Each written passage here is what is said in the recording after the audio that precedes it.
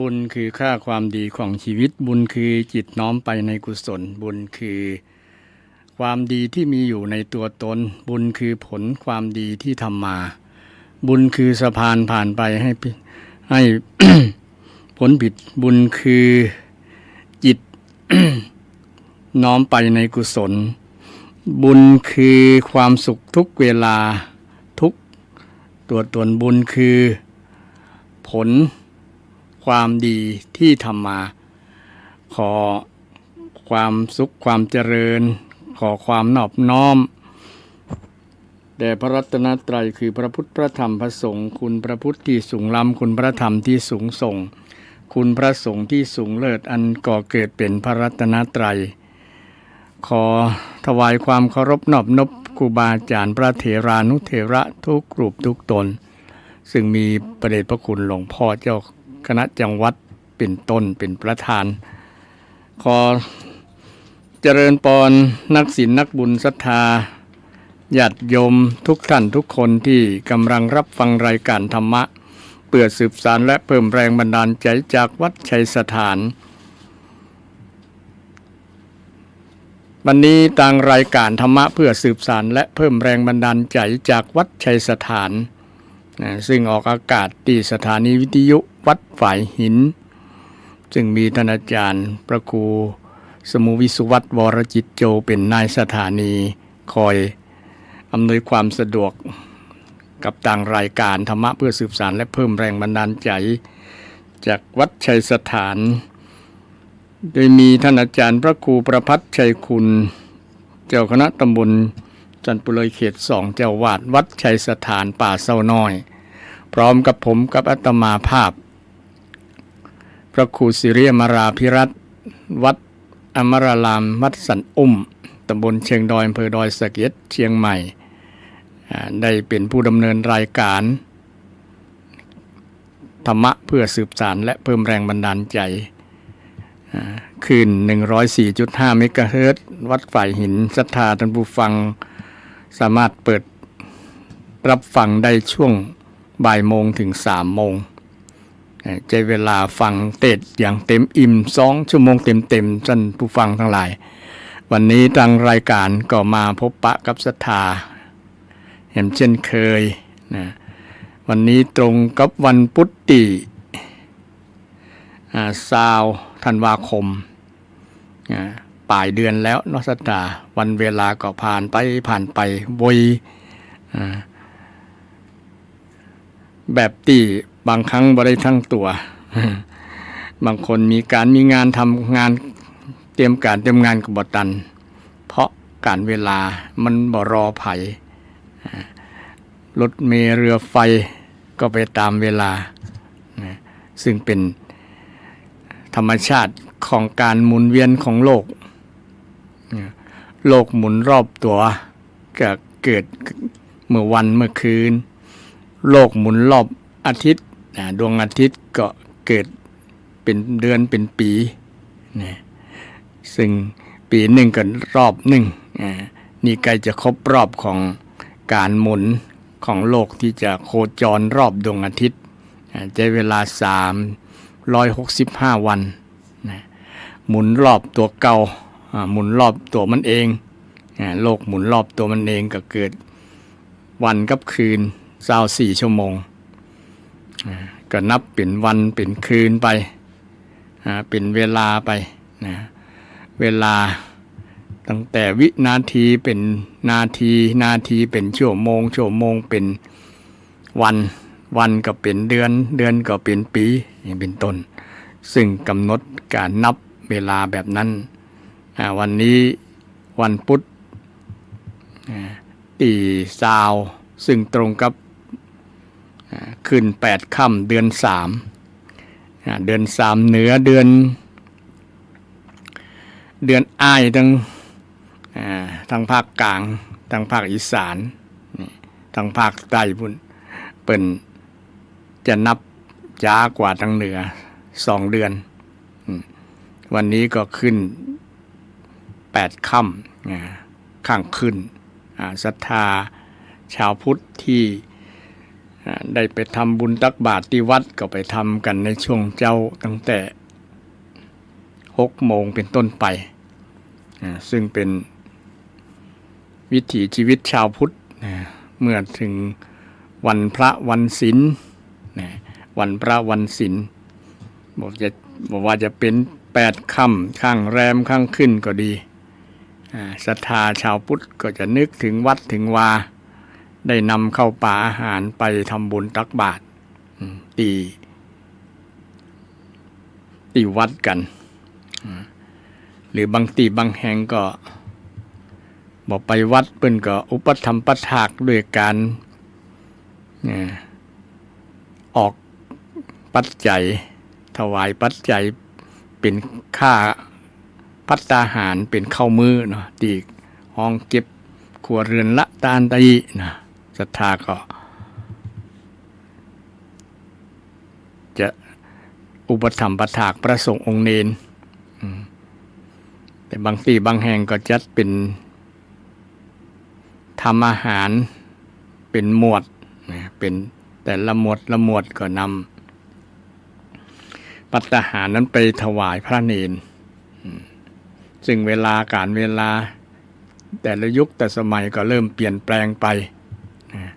โดยเฉพาะช่วงที่มีสถานการณ์โควิดนี่นะเกี่ยวกับประเพณีวัฒนธรรมอย่างต่างๆก็ซึ่ง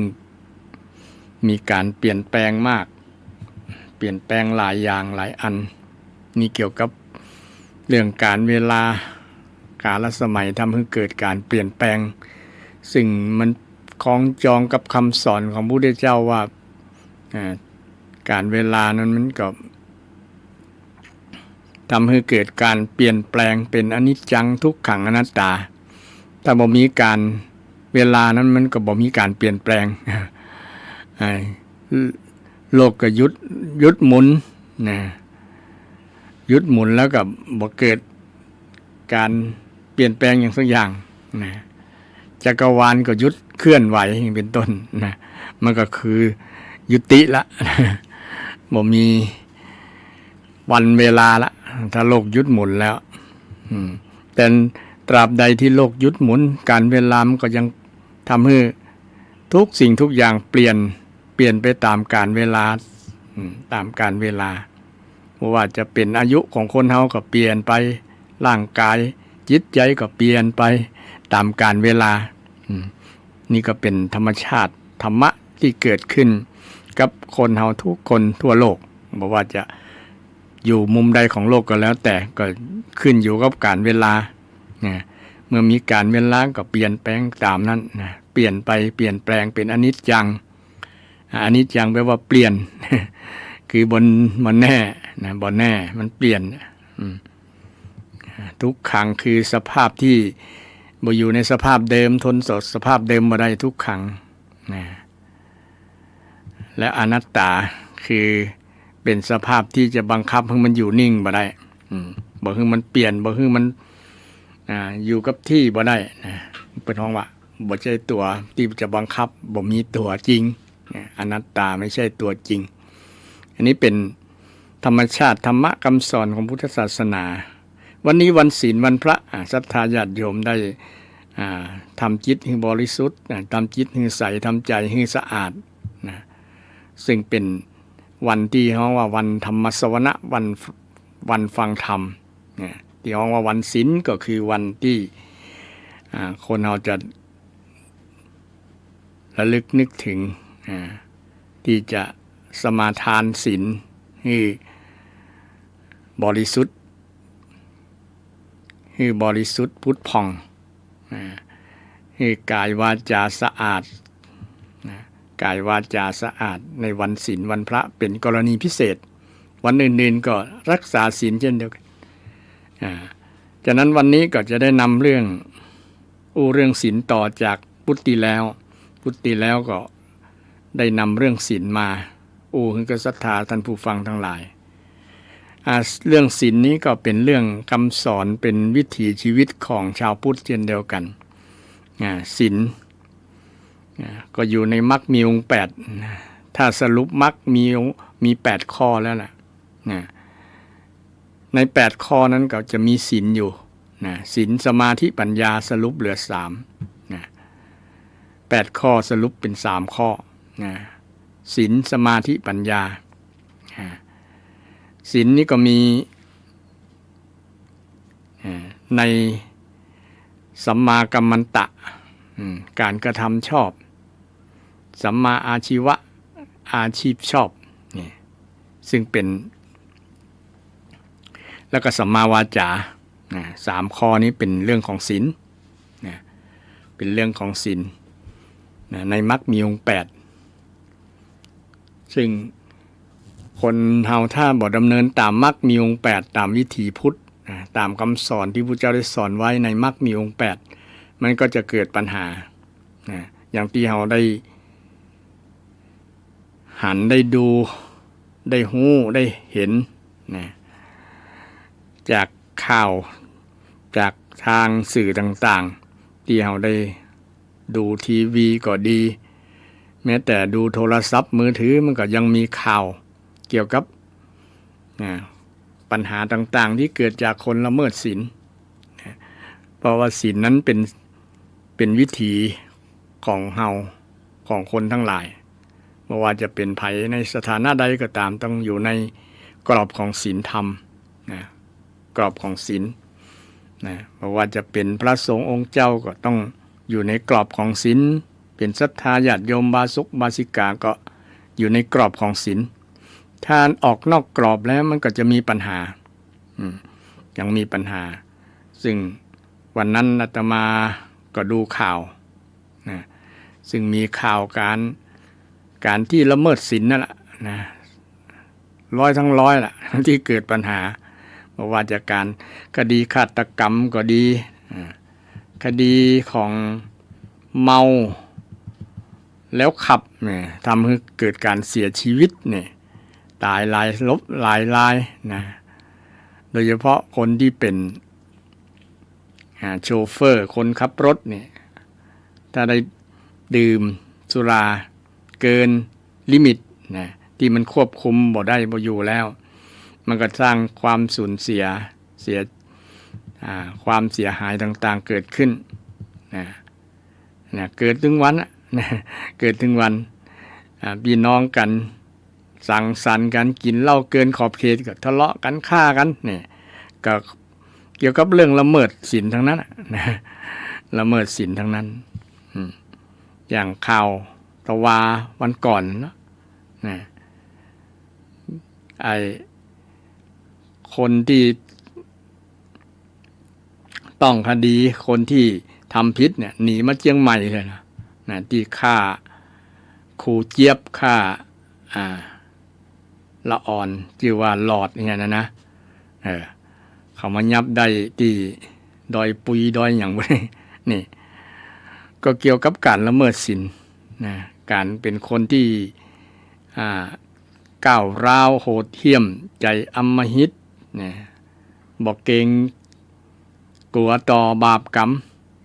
บ่มีจิตใจที่เคารพธรรมคำสอนบ่มีศีลธรรมในจิตในใจมันก็เกิดปัญหาเกิดการสูญเสียต่างๆแล้วสร้างความหวาดกลัวหวาดระแวงให้กับคนอื่นก็สร้างปัญหาเกี่ยวกับต้นตอมันมาจากการละเมิดศีลนั่นแหละบ่ดำเนินดำรงตามมรรคมีองค์8ที่พระพุทธเจ้าได้ตรัสไว้ก็มาทบทวนความหมายของคำว่าศีลก่อนเนาะตะกี้ได้ยกอุปมาประไมยเรื่องที่มันเกิดขึ้นจริงจี้หันว่าความสำคัญของการรักษาศีลคือความสำคัญเรื่องศีลเป็นสิ่งสำคัญในการดำเนินชีวิตของคนเฮาถึงวันนี้บางคนบอกให้ความสนใจบอกให้ความสำคัญเลยแล้วก็บ่เชื่อตัวบ่เชื่อคำสอนของพระพุทธเจ้าก็เลยเป็นที่มาของความหายนะความเสียหายต่างๆเกิดขึ้นเขาก็คงจะกินแหนงเมื่อรุนบางคนที่ทำผิดไปแล้วเนาะ โอ้บ่น่าเลยถ้าฮู้จะอี้บ่น่าทำ จะบ่ทำละถ้าฮู้จะอี้มันบ่ฮู้นะก็ มันเลยทำนะเพราะว่ามันหลงมันเมาขนองทำตามความคึกขนองต่างๆทำตามความโทสะโมหะโลภะพวกนี้แหละนะมันเป็นต้นเหตุแห่งปัญหาต่างๆเกิดขึ้นนะทีนี้จะทบทวนความหมายของคำว่าศีลให้ศรัทธาท่านผู้ฟังทั้งหลายฟังนะบางคนอาจจะวันพุธที่แล้วบ่ได้เปิดฟังขึ้นเด้อนะหรือว่าหมุนไปฟังที่อื่น วันนี้อยากจะฟังเรื่องนี้ก็ได้โอกาสก็จะเป็นโอกาสดีให้ศรัทธาได้รับทราบความหมายของคำว่าศีลนะบางสิ่งบางอย่างที่เราบอกเข้าใจนะมันก็ปฏิทำบ่ถูกเนาะต้องเข้าใจแม้แต่เรื่องศีลมันคือหยังนะหมายถึงหยังแปลว่าหยังถ้าเราเข้าใจว่ามีศีลคือหยังมีความสำคัญจะได้เราก็จะเป็นเหตุเป็นปัจจัยให้เราได้ระลึกนึกถึงความสำคัญของศีลเพิ่มมากขึ้นนะบ่ละเลยบ่ประมาทลาสาเรื่องศีลนะเพราะว่าเข้าใจอย่างถูกต้องอย่างของแท้ว่ามันเป็นวิถีชีวิตของคนเราจะละเมิดบ่ได้เราจะละเลยเรื่องนี้บ่ได้โดยเฉพาะเรื่องศีลเรื่องศีลวันนี้ก็จะนำมาเล่าทบทวนความจำศรัทธาคงจะจำได้พ่องบ่จำได้หลายก็ฟังเพิ่มเนี่ยหรือว่าเป็นอานิสงส์ว่าได้ฟังสิ่งใหม่เข้าใจสิ่งเก่านะฮะบางคนที่บ่เคยฟังก็ฟังสิ่งใหม่นะฟังสิ่งใหม่โดยเฉพาะเรื่องศีลนะความหมายศรัทธาอาจจะบ่เคยฟังว่าความหมายของศีลมีตั้ง5ข้อก่อนนะความหมายของศีลข้อแรกคือการศีลคือการละปหานะสีลังนะภาษาบาลีการละจิวาศีลคือเป็นความหมายของคำว่าศีลละหยังละการฆ่าละการขโมยละการประพฤติผิดในกามละการอู้เท็จละการสิ่งเสพติดเนี่ยเป็นการละได้เราจะได้ยินว่าช่วงเทศกาลนะเป็นเทศกาลลดละเลิกลดนี่ลดจำนวนยังละยังเลิกบ่ได้ยังเอากับลดจำนวนก็ยังดีนะเช่นเคยกินต่อวันเกินขวดนะก็ลดลงมาเหลือเกินของเกินขวดนี่เป็นต้นเนาะ ก็ยังดีลดปริมาณลดปริมาณในการดื่มสิ่งเสพติดทั้งหลายบ่ใช่เฉพาะเหล้านะสิ่งเสพติดที่มันเป็นผลต่อสุขภาพต่อสมองดีๆของเราเนี่ยลดได้ก็จะเป็นการดีแต่ให้นี้เฮาละนะคือละคือหนีจากมันเลยนะบอกไปร่วมวงละนะหันขวดแล้วก็หนีมันเลยนะถ้ามันอยู่ใกล้ๆมันเดี๋ยวจะอดใจบ่ได้ก็ต้องจำเป็นต้องละต้องหนีเหมือนสามีภรรยาละกันนะละนี่ลักษณะนั้นเล่าก็เปรียบเหมือนภรรยานะถ้าเป็นประจายนะเหมือนภรรยาต้องกอด ต้องกินถึงวันนะไปกอดแต่เล่าก็ลืมไปลืมทำหน้าที่ของภรรยาลืมหน้าที่ของสามีเพราะว่ามีเหล้าเป็นที่รัก ไปฮักเหล้านัก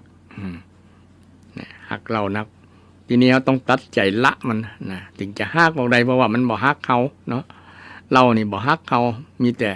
ทำลายสุขภาพนะทำลายสุขภาพทำลายสติปัญญามันสมองเกิดบ่เป็นบ่เกิดของโรคนะทำให้เกิดโทษของมันเนาะทำให้เกิด โรคต่างๆทำให้พิษหัวกันทะเลาะวิวาทนะ ทำให้เสื่อมศักดิ์เสื่อมสีเสียศักดิ์เสียสีที่สำคัญทำให้บั่นทอนสติปัญญาบั่นทอนสติปัญญาบั่นทอนสติปัญญาฉะนั้นไผ่ละได้คนนั้นชื่อว่ามีศีลบ่ต้องไปสมาทานกับตุเจ้าบ่ต้องไปขอศีลกับตุเจ้าศีลมีอยู่ที่ท่านทั้งหลายที่ตัวเฮานี่แหละเฮาละได้ก็คือเฮามีศีลละได้ บ่ละกินเหล้าได้ละความโกรธความเกลียดความพยาบาทอาฆาตที่จะเป็นเหตุนำให้เกิดฆาตกรรมเกิดคดีฆาตกรรมฆ่ากันทำร้ายกันนี่กันละ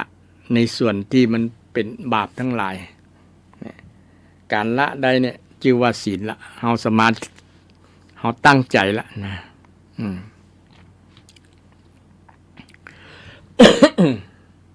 สมาทานแปลว่าการเอามาอยู่ในจิตในใจเฮา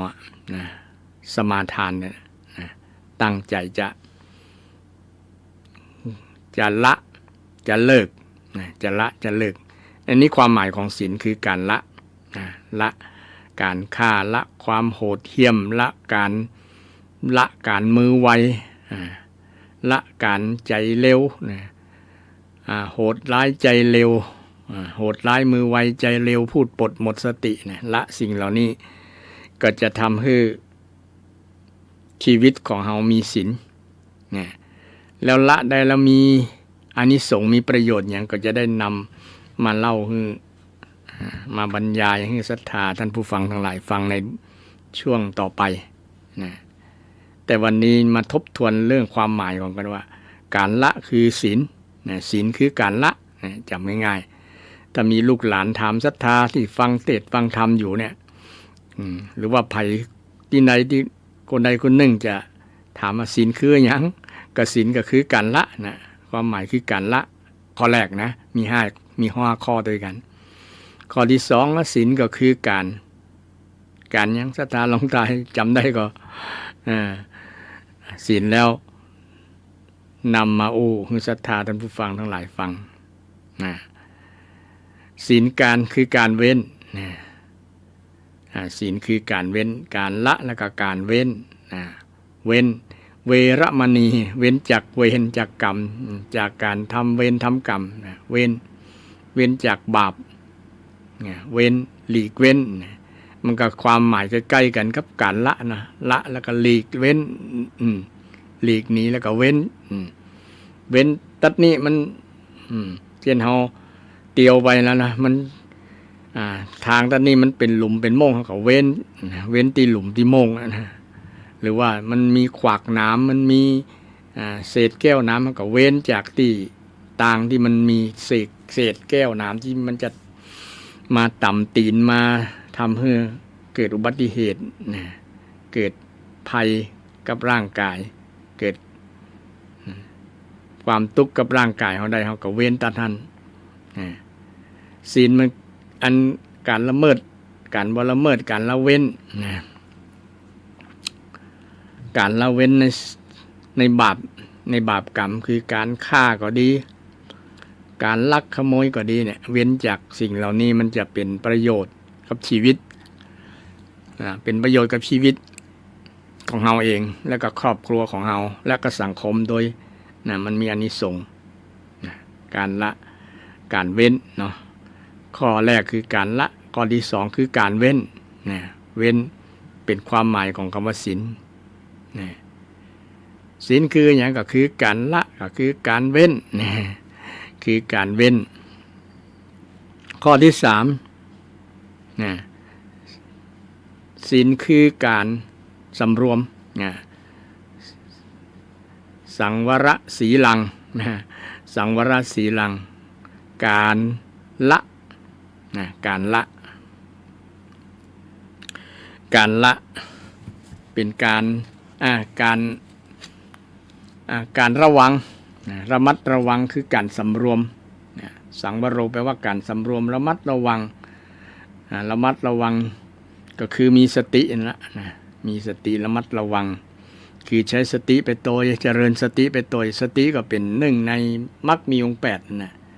ทำให้คือมรรคมีองค์8นะมันบางครั้งมันใจพร้อมๆกันเลยทั้ง8ข้อนะศรัทธาที่มีความจำได้ว่ามรรคมีอย่างพ่องเนี่ยเนาะ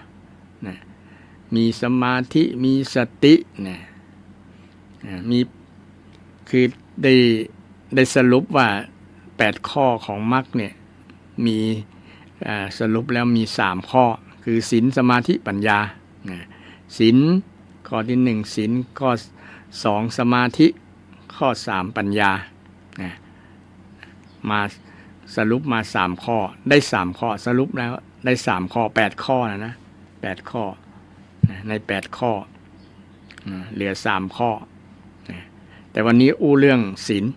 เรื่องข้อแรกศีล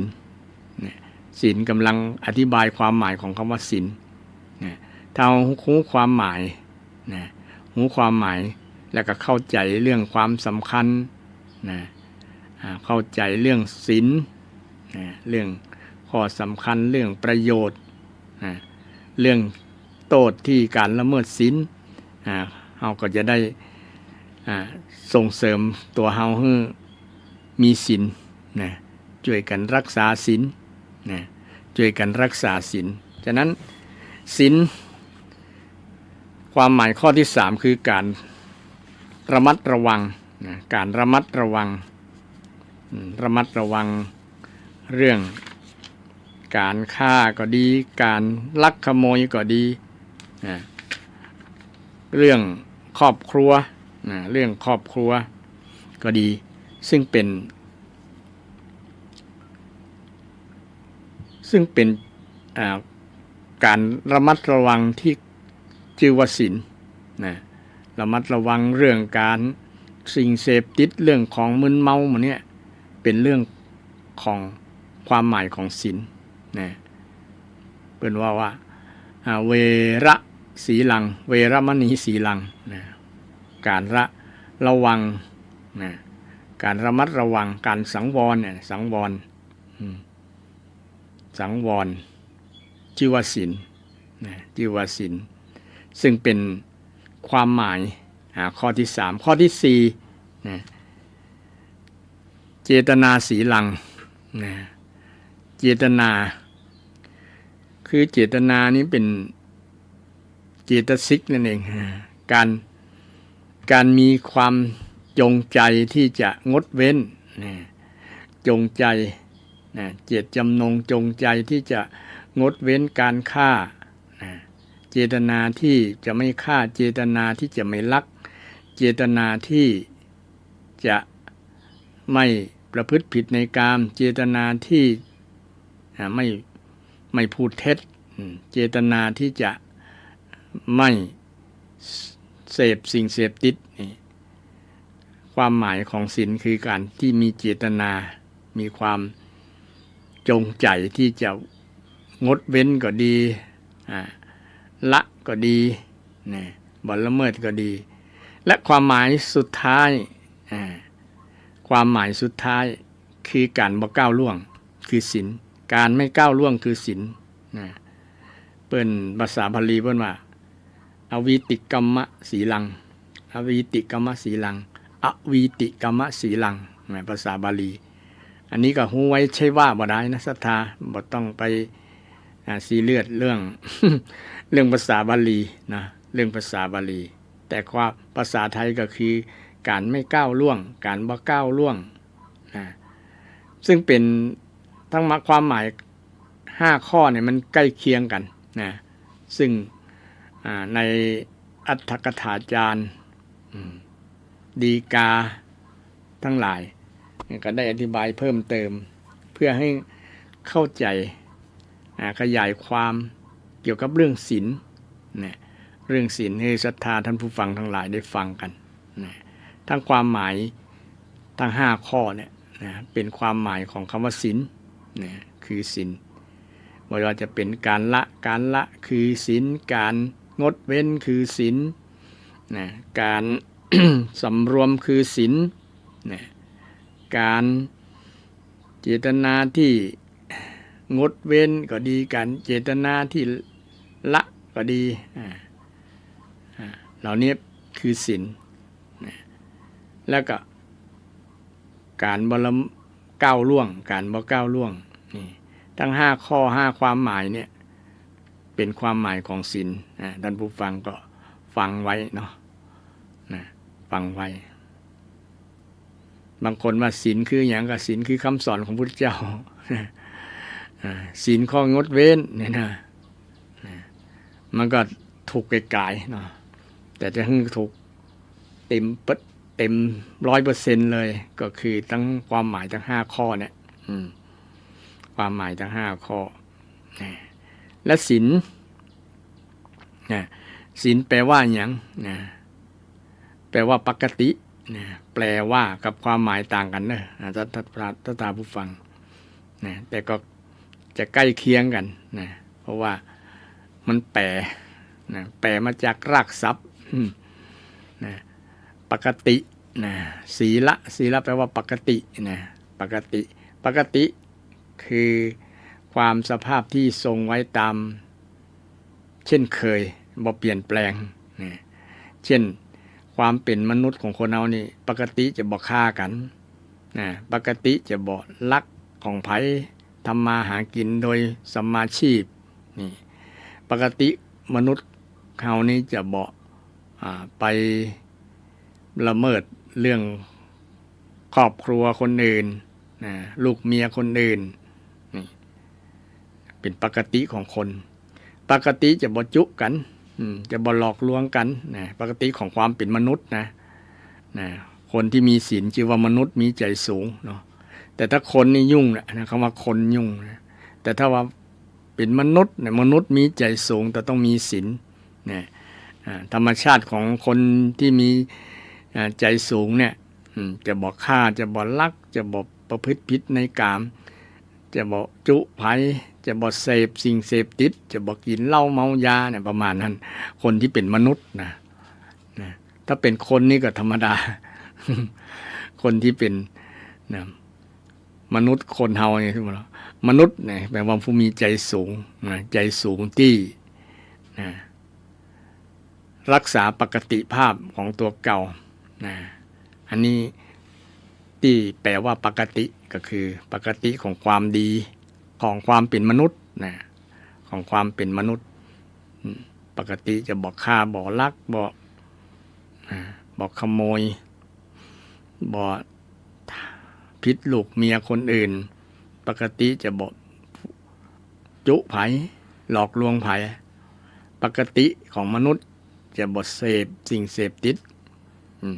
จะบอกเมายาบ้าจะบอกเมาเหล้า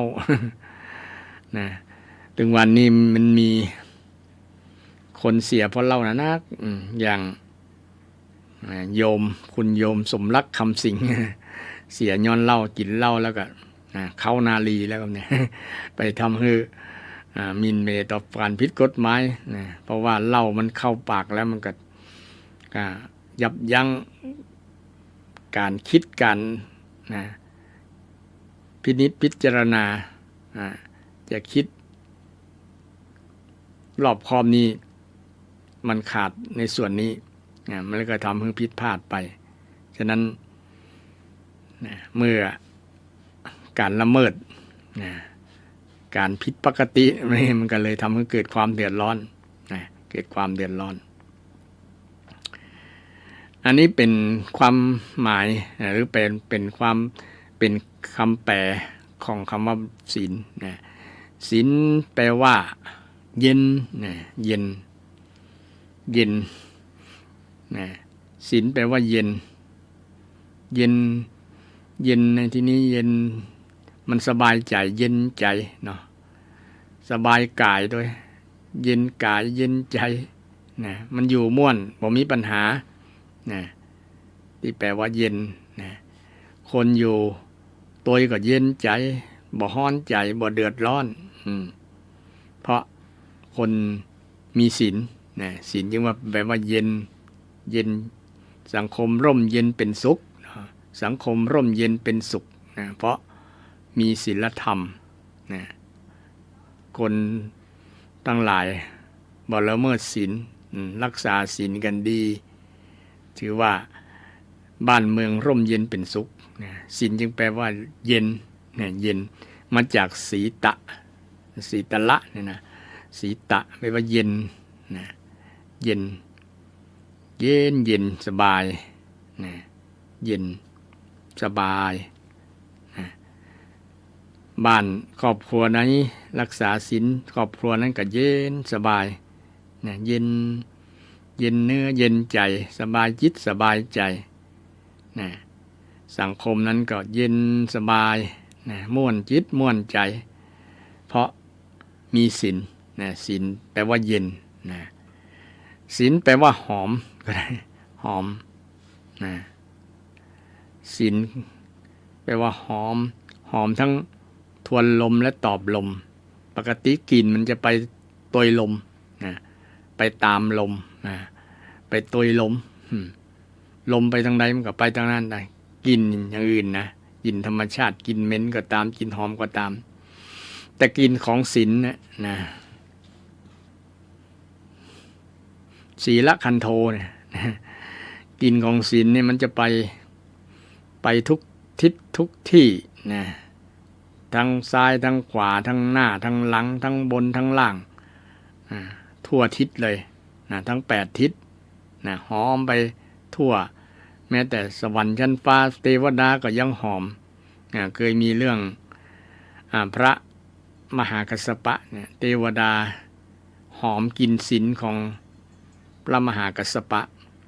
เพราะว่าพระมหากัสสปะเป็นพระสุปฏิปันโนปฏิบัติดีปฏิบัติชอบเทวดาเลยหอมกลิ่นศีลหอมกลิ่นศีลก็ลงมากราบมานมัสการด้วยความเลื่อมใสศรัทธาอย่างในยุคปัจจุบันนี้ก็มีพระเจจิอาจารย์พระเถระหลายรูปที่เราเคารพเลื่อมใสอย่างหลวงพ่อหลายๆหลวงพ่อหลวงปู่หลายๆหลวงปู่เช่นหลวงปู่แหวน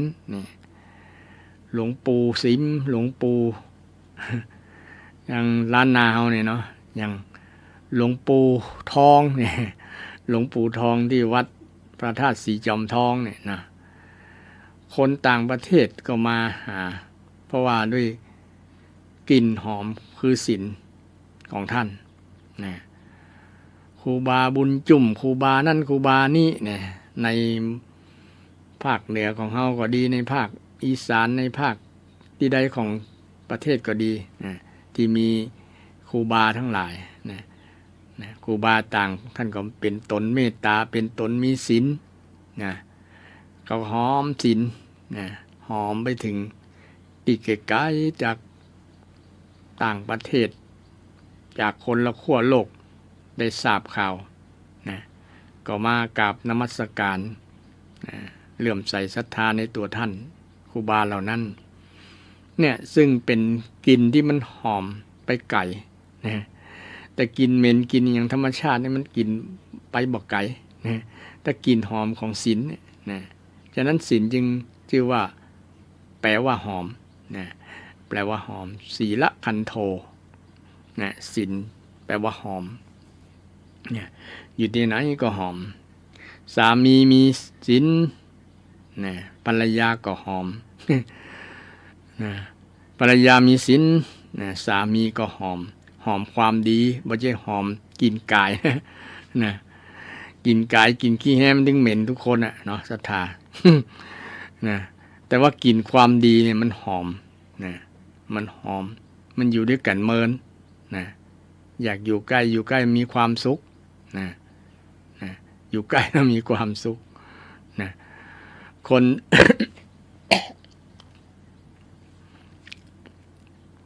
คนที่บ่มีศีลเนี่ยบางครั้งภรรยาก็จมฮื้อสามีก็ว่าเหม็นขี้หาเหล้าเนี่ย แสดงว่าเหม็นแทนที่จะหอมกับเหม็นเหม็นนั้นเหม็นนี่คนที่บ่มีศีลมันจะเหม็นเพิ่นจะห้องเอา สุมาเนี่ยเอาขี้ใส่ทั้งหน้านะขี้ลักขี้ขโมยขี้โคดขี้มิ่งมันเนี่ยนะเป็นคนที่ผิดศีลบ่มีความหอมมีแต่ความเหม็นนะเปิ้นคนแต่ก่อนเป็นเรื่องเอาขี้ใส่นะขี้ซวก บรรดาขี้ทั้งหลายเนี่ยมันบ่งบอกถึงความบ่มีศีลนะท่านผู้ฟังนะขี้นั่นขี้นี่ใส่นะหันหน้าแล้วก็เหม็นเลยนะคนนั้นทั้งที่กายบ่เหม็นนะแต่ว่าหน้ามันเหม็นพฤติกรรมมันเหม็นนะพฤติกรรมคือการกระทำการกระทำต่างๆบ่ว่าจะเป็น การกระทำกายกรรมก็ดีกรรมอู่กรรมจ้าก็ดีเป็นวจีกรรมนะมันเหม็น มันสร้างความเดือดร้อนนะอย่างเป็นข่าวเนี่ยเนาะคนก่อนเพ่งเล็งตาพอไปตีคนนั่นนะมันอย่างเงี้ยนั่นนะเกิดความคิดปรุงแต่งชิงชังเกิดความจะแช่งชักหักกระดูกก็มีบางคนนะเพราะว่าจังความบดีในคนนั้นนะที่มันทำบดีนะที่มันผิดศีลนะเช่นมันฆ่าพ่อฆ่าแม่นะฆ่าลูกหรือว่าเอาลูกเป็นผู้สนองบำเรอกามนะเป็นนะยัดเยียดความเป็นสามีให้ลูกนี่เป็นต้นนะหรือว่าลูกนะทำมาตุฆาตปิตุฆาตมีนั่นนะมันเป็นสิ่งที่คนประณามคนบ่ชอบนะมันสร้างความสะเทือนอกสะเทือนใจสร้างความทุกข์ใจให้กับคนหลายๆคนนี่มันทำให้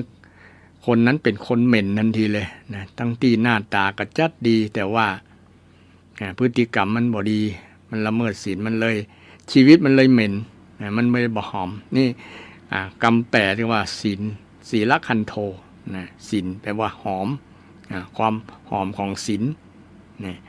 ศีลใครมีศีลคนนั้นก็จะหอมไปไกลและที่สำคัญศีลนี้มันปกป้องคนที่รักษาศีลนะรักษาศีลมีศีลเนี่ยบ่ต้องไปกลัวบ่ต้องไปวิตกกังวลอย่างเพราะว่าเฮาบ่ได้ไปผิดศีลผิดธรรมที่ไหนนะเอาทำถูกต้องแล้วนะโดยเอายึดหลักศีลเนี่ยเป็นที่เปิ้งนะเพราะว่าศีล5ศีลทั้งหลายไม่ว่าจะเป็นศีล5ศีล8ศีล10ศีล200ศีล300ก็ตามเป็นสรณะเป็นที่เปิ้งเป็นธรรมเป็นสรณะธรรมเป็นที่เพิ่งเป็นที่เปิ้งของคนเฮานะเปิ้งในยามที่เฮาบ่มีพยานหลักฐานในหยังที่จะเป็นบุคคลพยานก็ดีเป็นอย่างแต่ศีลนี่แหละเป็นพยานอย่างดีให้กับเฮานะไผจะมาใส่ร้ายป้ายสีอย่างก็ช่างเถอะนะมันก็ตึงความจริงก็คือความจริงนะความจริงก็คือความจริงอย่างในสมัยหนึ่งพระพุทธเจ้าเนี่ยถูกนางกินจะเนาอะไรอย่าง นะออกชื่ออะไรนะอันที่แปลงเรื่องนะใส่ความพระพุทธเจ้าว่ามีท้องกับพระองค์เอาผ้าแปลงเป็นมนกลมๆอย่างคนต้องยัดในต้องตัวเก่าแล้วก็เข้าไปประจานพระพุทธเจ้าว่าท้องแล้วบ่รับทำท้องแล้วบ่รับคนทั้งหลายก็ตกใจตกตะลึงเป็นไปได้ว่านะแต่นางก็มีวางแผนไว้เมินนะเข้าออกวัดนะเป็นประจำเข้ามือแรงเข้ามือวัน เข้าไปทุกเวลานะก็เป็นสร้าง วางแผนไว้ให้คนสงสัยนะ มันจะทำให้คนเชื่อถือได้ประมาณนั้นนะแต่ได้เวลาสักว่างเนี่ยแปลงตัวเก่าเป็นคนท้องนะนางจินจะมานวิกานะนางจินจะมานวิกา นี่คนเนี้ยถูกแผ่นดินสรุปแผ่นดินสูบแผ่นดินสูบหรือถ้าเป็นปัจจุบันนี้ก็ถูกประชาทันนะทืบนะกระทืบลงดินนะคนทั้งหลายพระพุทธองค์ก็พระองค์บ่ได้กลัวอย่างเพราะว่าพระองค์มีความจริงมีศีลบริสุทธิ์ด้วยศีลนะพระองค์บอกวันบ่สะท้านอย่างก็เปล่งคำไปว่าน้องหญิงมีกับเธอกับเราเนี่ยจะรู้ว่าคำพูดของเธอจริงหรือไม่จริงเนี่ยคำอู้แบบเนี่ยฟังแล้วคนที่ทำพิษเนี่ยมันร้อนมันลนขนาดนั้นนะโอ้แต่ที่พระองค์จะด่าแต่ว่าเป็นคำอู้ที่มันแทงนะถูกจุดเลย คนที่ทำคิดประทุษร้ายต่อพระองค์เนี่ยนะเลยร้อนลนนะร่างกายเหมือนกับไฟไหม้ในร่างกายนะมันร้อนมันรนมันอยู่ลำบาก ในที่สุดนั้นผ้าที่ผูกไว้มันก็หล่นนะมีหนูก็มาช่วยนะมาคบใหม่มาคบได้ที่มัดผ้ากลมๆที่ลวงโลกว่าต้องกับพระพุทธเจ้า พอหล่นตุ๊บลงคนทั้งหลายก็รู้ความจริงคนทั้งหลายก็เพ่งสายตาไปอยู่ที่นางสายตาเพชฌฆาต สายตาอาฆาตต่างๆแม้แต่พระองค์ห้ามไว้อย่าไปทำร้ายมีหญิงคนนี้ได้ก็บอกฟังด้วยกรรมนักนะกรรมคนที่บอกประทุษร้ายคนที่ประทุษร้ายต่อคนที่ไม่ประทุษร้ายคนที่ประทุษร้ายคนที่ทำร้ายต่อคนที่บ่เคยทำร้ายไผ่เนี่ยมันเป็นบาปกรรมนักมีผลทั้ง10ประการก็หรอ10อย่างหนึ่งในนั้นก็ไฟก็ไหม้บ้าน ถึงความหายนะหลายอย่างนะวันหน้าจะนำมาเล่าฟังว่าเกี่ยวกับเรื่องคนที่ประทุษร้ายต่อคนไม่ประทุษร้ายหรือว่าคนที่ทำร้ายคนที่ไม่เคยทำร้ายเนี่ยคนบดีเนี่ยทำร้ายคนดีเนี่ยมัน มันได้ผลมันเกิดกับคนนั้นนักนะคนที่ไปทำร้ายคนเขานะทำร้ายเขาแต่อย่าไปโต้ตอบทำร้ายคืนอย่าไปเอาคืนพระเจ้าเคยบอกว่าถึงแม้เขาจะมาฆ่ามันอย่างก็ตามอย่าไปเอาฆ่าคืนนะแต่ต้อง แผ่เมตตาพระพุทธองค์ใจดีขนาดนั้นเหรอนะมันคนที่ทำชั่วเนี่ยมันแพ้ภัยตัวเก่าบอกว่าภัยอย่างนางในไอ้อย่างก็นางมาคันธิยาในเรื่องสามาวดีนางมาคันธิยาเนี่ยโคดพระพุทธเจ้าว่าพระพุทธเจ้าเนี่ยดูถูกดูแคลนนะแทนที่จะชมว่านางสวยงามแต่มาดูถูกว่าแม้แต่ขี้เล็บก็ยังบ่อยากจะปรารถนาจะแตะต้องเลยนะว่าเนี่ยกรรมโอ ว่ากรรมโอของพระพุทธเจ้าดูถูกดูแคลนนางก็เลยผูกโคดนะพยาบาทนะหาวิธีทางจะทำร้ายพระองค์นะเนี่ยจะได้พระองค์ก็หลอดทุกครั้งทุกคราวไปหลอดทุกครั้งทุกคราวจนไปหาวิธีอย่างหนึ่งคือจ้างคนไปด่าจ้างคนไปด่าพระพุทธเจ้าด่าหลายอย่างด่า10อย่าง10ประการด่าทั้งโคตรทั้งนำทั้งสัตว์อย่างต่างๆมาด่าหมดนะ ด่าวงตระกูลด่านั้นด่านี่สปะด่าคนที่ฟังอยู่ใกล้ๆนะพระอานนท์ก็ฟังบ่ได้โอ้พระพุทธองค์ทนอยู่ได้จะได้มาด่าพระองค์ก็ฮือสติอานนท์ว่า ที่แรกอานนท์ก็จวนไปหนีไปที่อื่นเด้อนะพระพุทธองค์ก็ถามว่าถ้าหนีไปแล้วเขาโตยไปเนี่ยใดขันหนีไปเรื่อยๆโอ้อานนท์นะจบบ่ต้องนั่นละ เขาบ่ต้องหนีละเขาเนี่ยจะเปรียบเหมือนช้างสารที่สู้ศึก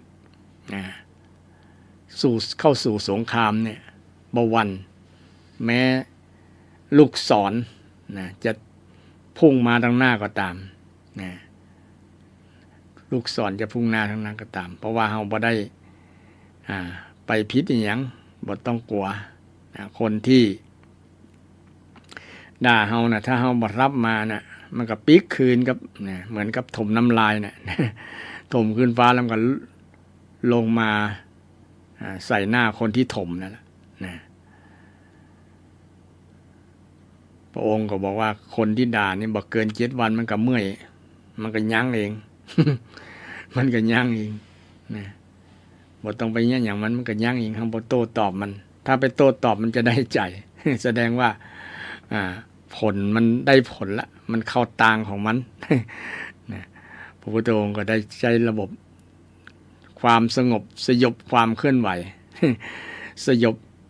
ความสงบก็คือสงบจิตสงบใจใจบ่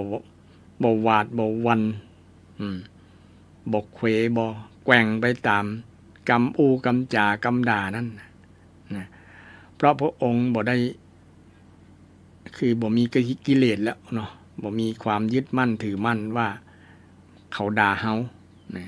บ่มีตัวเฮาแล้วบ่มีตัวเราบ่มีตัวเขาแล้วเป็นอนัตตานะเพราะว่าพระองค์บรรลุแล้วหรอนะก็บ่มีผลอย่างอันนี้อู้เรื่อง เรื่องศีลนะศีลที่มีความสำคัญนะคนที่มีศีลมีความสำคัญ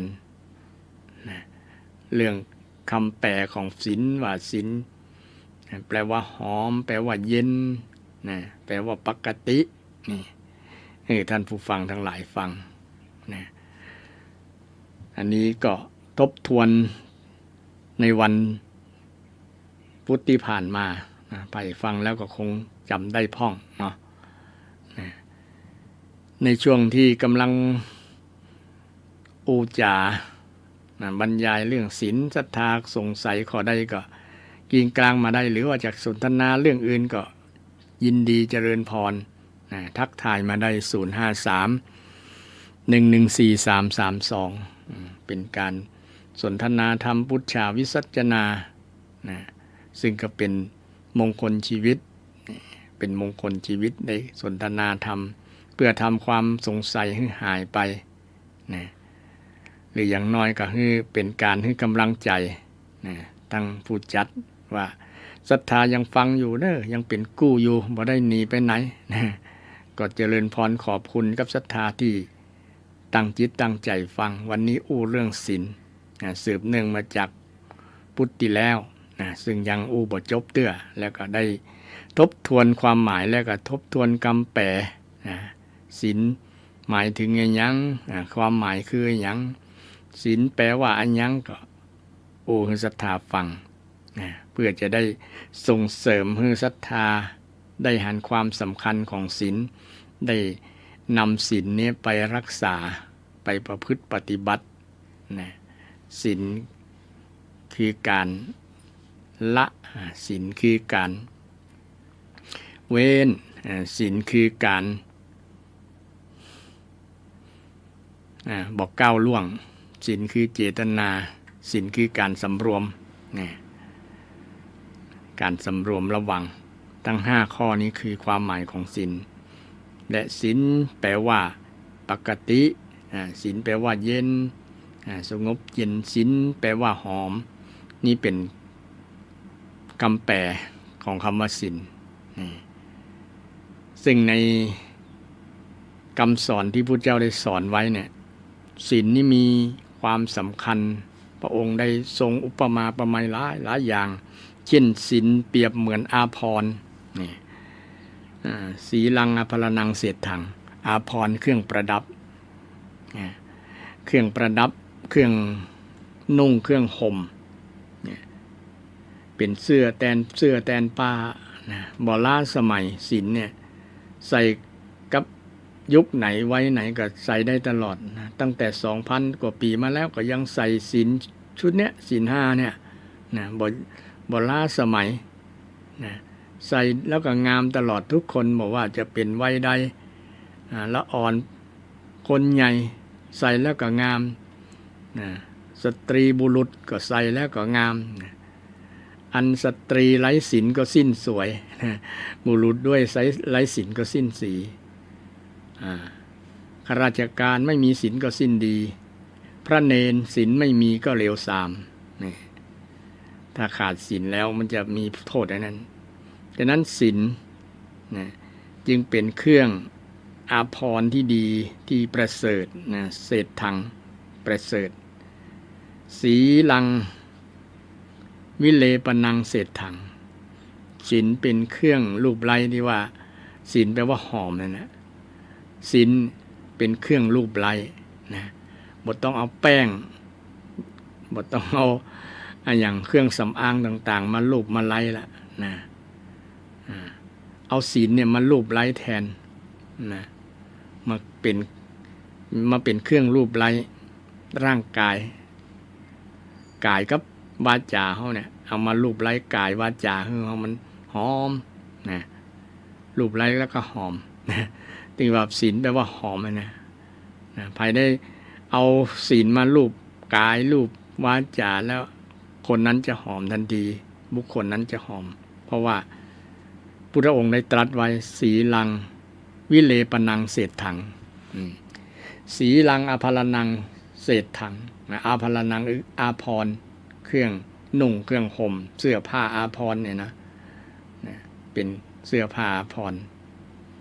ละอ่อนมีศีลก็เหมือนมีอาภรณ์ใส่เสื้อใส่ผ้าแล้วก็ยิ่งงาม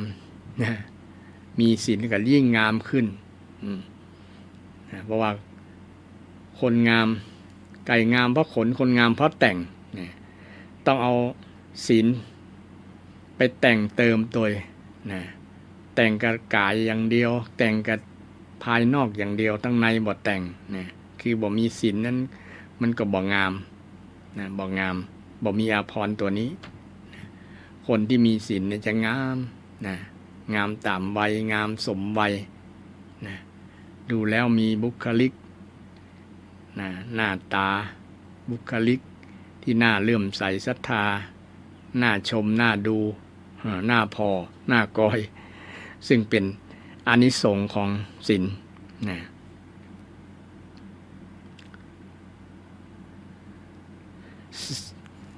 ศีลนี้เป็นสิ่งที่สำคัญในชีวิตในการดำเนินชีวิตที่เคยได้กล่าวในเบื้องต้นเป็นมรรคเป็นข้อปฏิบัติของคนเฮาประจำทุกวันวันไหนบ่ได้นำศีลไปใช้หรือว่าละเมิดศีลละศีลก็จะมีปัญหาครอบครัวนั้นก็จะมีปัญหาคนนั้นก็จะมีปัญหาเพราะศีลมันสำคัญคนจะละบ่ได้หลวงพ่อพุทธทาสว่าศีลทำให้กลับมาโลกาจะพินาศโลกาคือโลกมนุษย์เนี่ยจะพินาศ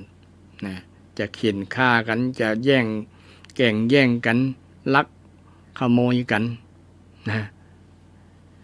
แย่งที่กันอยู่แย่งอาชีพกันทำกินแย่งถิ่นกันอยู่แย่งคู่กันพิศวาสแย่งอำนาจกันครองมันจะเป็นลักษณะนั้นมันจะเป็นการลู่กันแย่งกันเพราะว่าบ่คำนึงถึงศีลเนี่ยมันจะมีลักษณะนั้นทำให้เกิดความเดือดร้อนสังคมบ่น่าอยู่วุ่นวายที่เราได้ดูข่าวดูอย่างนี้ขนาดคิดเป็นเปอร์เซ็นต์แล้วก็บ่นักหนาแต่ว่ามันก็เกิดผลกระทบหลายเกิดผลกระทบหลายสมมติว่าคนในบ้านหมู่บ้านหนึ่งมีสัก100 หลังคาเรือน100 หลังคาเรือน เกิดขึ้นสักหลังคาเรือนหนึ่งก็เดือดร้อนแล้วนะคนละเมิดศีลเช่นคนฆ่านะละเมิดการฆ่าซึ่งเป็นสิ่งที่จะทำให้สังคมบ่น่าอยู่สังคมวุ่นวายสังคมเดือดร้อนนะสังคมบ่มีความสุขเพราะว่าคนละเมิดศีลแต่ถ้าทำหลายๆเปอร์เซ็นต์เช่น100หลังคาเนี่ยทำสัก30หรือว่า50หลังคาเนี่ยโอ้บ่น่าอยู่แน่นอนวุ่นวายแน่นอนนะบ้านนั้นก็ละเมิดศีลข้อแรกบ้านหลังคานั้นก็ละเมิดศีลข้อที่2บ้านหลังคานั้นก็ละเมิดศีลข้อที่3บ้านหลังคานั้นก็ละเมิดศีลข้อที่4บ้านหลังคานั้นก็ละเมิดศีลข้อที่5หรือว่าละเมิดศีลทั้ง5ข้อทั้งนะกึ่งหมู่บ้านเนี่ยเดือดร้อนกันในศรัทธานะบ่น่าอยู่ละนะวุ่นวายนะมีแต่เรื่องวุ่นวายแค่ละเมิดศีลบางข้อก็ยังวุ่นวายวุ่นวายนะเช่นละเมิดศีลเรื่องพิษลูกพิษเมียกันเนี่ยศรัทธานะลูกพิษเมียกันเล่นจู้สู่สาวมีกิ๊กมีกักอย่างต่างๆเนี่ยมันก็วุ่นวายนะพิษหัวกันจะฆ่ากันแย่งชิงกันแย่งคู่กันพิศวาสนี่มันเป็นการละเมิดศีลทำให้เกิดความเดือดร้อนวุ่นวายเนี่ยเพราะคนเฮาไปละเมิดศีลนะละเมิดศีลฉะนั้นศีลจึงเป็นเรื่องชีวิตของคนเฮาเป็นวิถีชีวิตของคนเฮาทั้งนั้นบ่ว่าจะเป็นศาสนาไหนก็แล้วแต่ต้องมีศีลกันศีลนี้เป็นฐานของชีวิตนะศรัทธาเป็นฐานพื้นฐานของชีวิตเลยนะพื้นฐานของชีวิตนะบ้านมีเสาเป็นฐานชีวิตเสาเข็มเนาะเสาเข็มทำให้บ้านเรือนมั่นคงนะแผ่นดินไหวก็บ่ต้องไปกลัวเพราะว่ามันมีฐานมั่นละนะมั่นละครอบครัวใดมีศีล5มีเสา5ต้นเนี่ยนะครอบครัวนั้นก็จะมั่นคงนะบ่หวั่นไหวบ่มีการหย่าร้างแตกแยกกันละนะมีแต่ความสงบร่มเย็นเพราะว่ามีศีล5เป็นพื้นฐานของชีวิตของมนุษย์คนเฮาเป็นศีล5ข้อเนี่ยเป็นมนุษยธรรมเนาะเป็นธรรมะของมนุษย์โลกนะไม่ใช่เฉพาะคนพุทธคนทุกเชื้อชาติศาสนาต้องมีกันแต่ส่วนนักก็ความสอนก็ใกล้ๆกันนะแต่จะแตกต่างกันพ่องนะเช่นข้อแรกศีลข้อแรกเนี่ยทางพุทธศาสนาเนี่ยถ้าฆ่าแล้วนะไม่ว่าจะฆ่าอย่างเป็นบาปหมดเลยนะมีเจตนาฆ่านะแต่บางศาสนาเพิ่นสอนว่าฆ่าเพื่อนั้นพาเพื่อพระเจ้าอย่างต่างๆในบุญเนี่ยนะอันนี้เป็นแตกต่างกันนะแต่พุทธเจ้าบอกว่าจะฆ่าเพื่อไผก็ตามได้บาปเป็นบาปหมดแต่มีสิ่งที่ฆ่าแล้วได้บุญก็คือฆ่ากิเลสนะฆ่าความโกรธนะที่โกรธจะไปโกรธกันจะฆ่ากันเนี่ยฆ่าความโกรธแล้วได้บุญแทนที่จะฆ่ากับมาฮักกันแทนนะฮักกันแทนเพราะ มันเป็นคำสอนที่แตกต่างกันกับศาสนาอื่นๆพุทธศาสนาโดยเฉพาะเน้นเรื่องเมตตาและศรัทธานะเมตตาสัตว์ที่เกิดเป็นเพื่อนร่วมเกิดแก่เจ็บตายนะเป็นเพื่อนร่วมเกิดแก่เจ็บตายกลัวตายกันทุกชีวิตนะฮักชีวิตกันทุกคนทุกชีวิตนะไผก็ฮักชีวิตไผชีวิตมันไผก็กลัวตายฉะนั้นนึกถึงส่วนนี้ก็จะมีการยับยั้งชั่งใจหันอกหันใจกันนะหูเขาหูเราจะบ่ละเมิดศีลกันนะฉะนั้นคำสอนทางพุทธศาสนานะสอนเรื่องศีลนะสอนเรื่องศีลอาจจะลึกซึ้งละเอียดอ่อนนะกว่าศาสนาใดๆนะในโลกนะอันนี้บ่ได้อวยยกย่องว่านะลองไปศึกษาศาสนาเปรียบเทียบดูอาจารย์โดยเฉพาะเรื่องการฆ่า การละการฆ่าเนี่ยเนาะซึ่งแตกต่างมากซึ่งแตกต่างบางศาสนาเพิ่นสอนให้ฆ่าคนที่เป็นอริเป็นคนที่บ่ศรัทธาอย่างเป็นต้น ซึ่งเป็นการบีบบังคับกันอันนี้ตามเรื่องศีลธรรมตามเรื่องศีลธรรมที่เฮาท่านทั้งหลายควรจะให้ความสำคัญในด้านเรื่องศีลธรรมคำสอนทางพุทธศาสนาสอนซึ่งเป็นหลักวิถีชีวิตของคนเฮาในการดำเนินชีวิตเรื่องศีลเรื่องศีลเมื่อเรื่องศีลสำคัญแล้วก็ประโยชน์ของศีลประโยชน์ของศีลศีลมีประโยชน์อะไรยังศรัทธาท่านผู้ฟังเวลาเราไปสมาทานกับตุเจ้าพระสงฆ์องค์เนรสมาทาน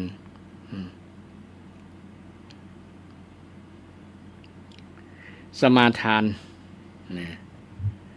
สมะกับอาทาน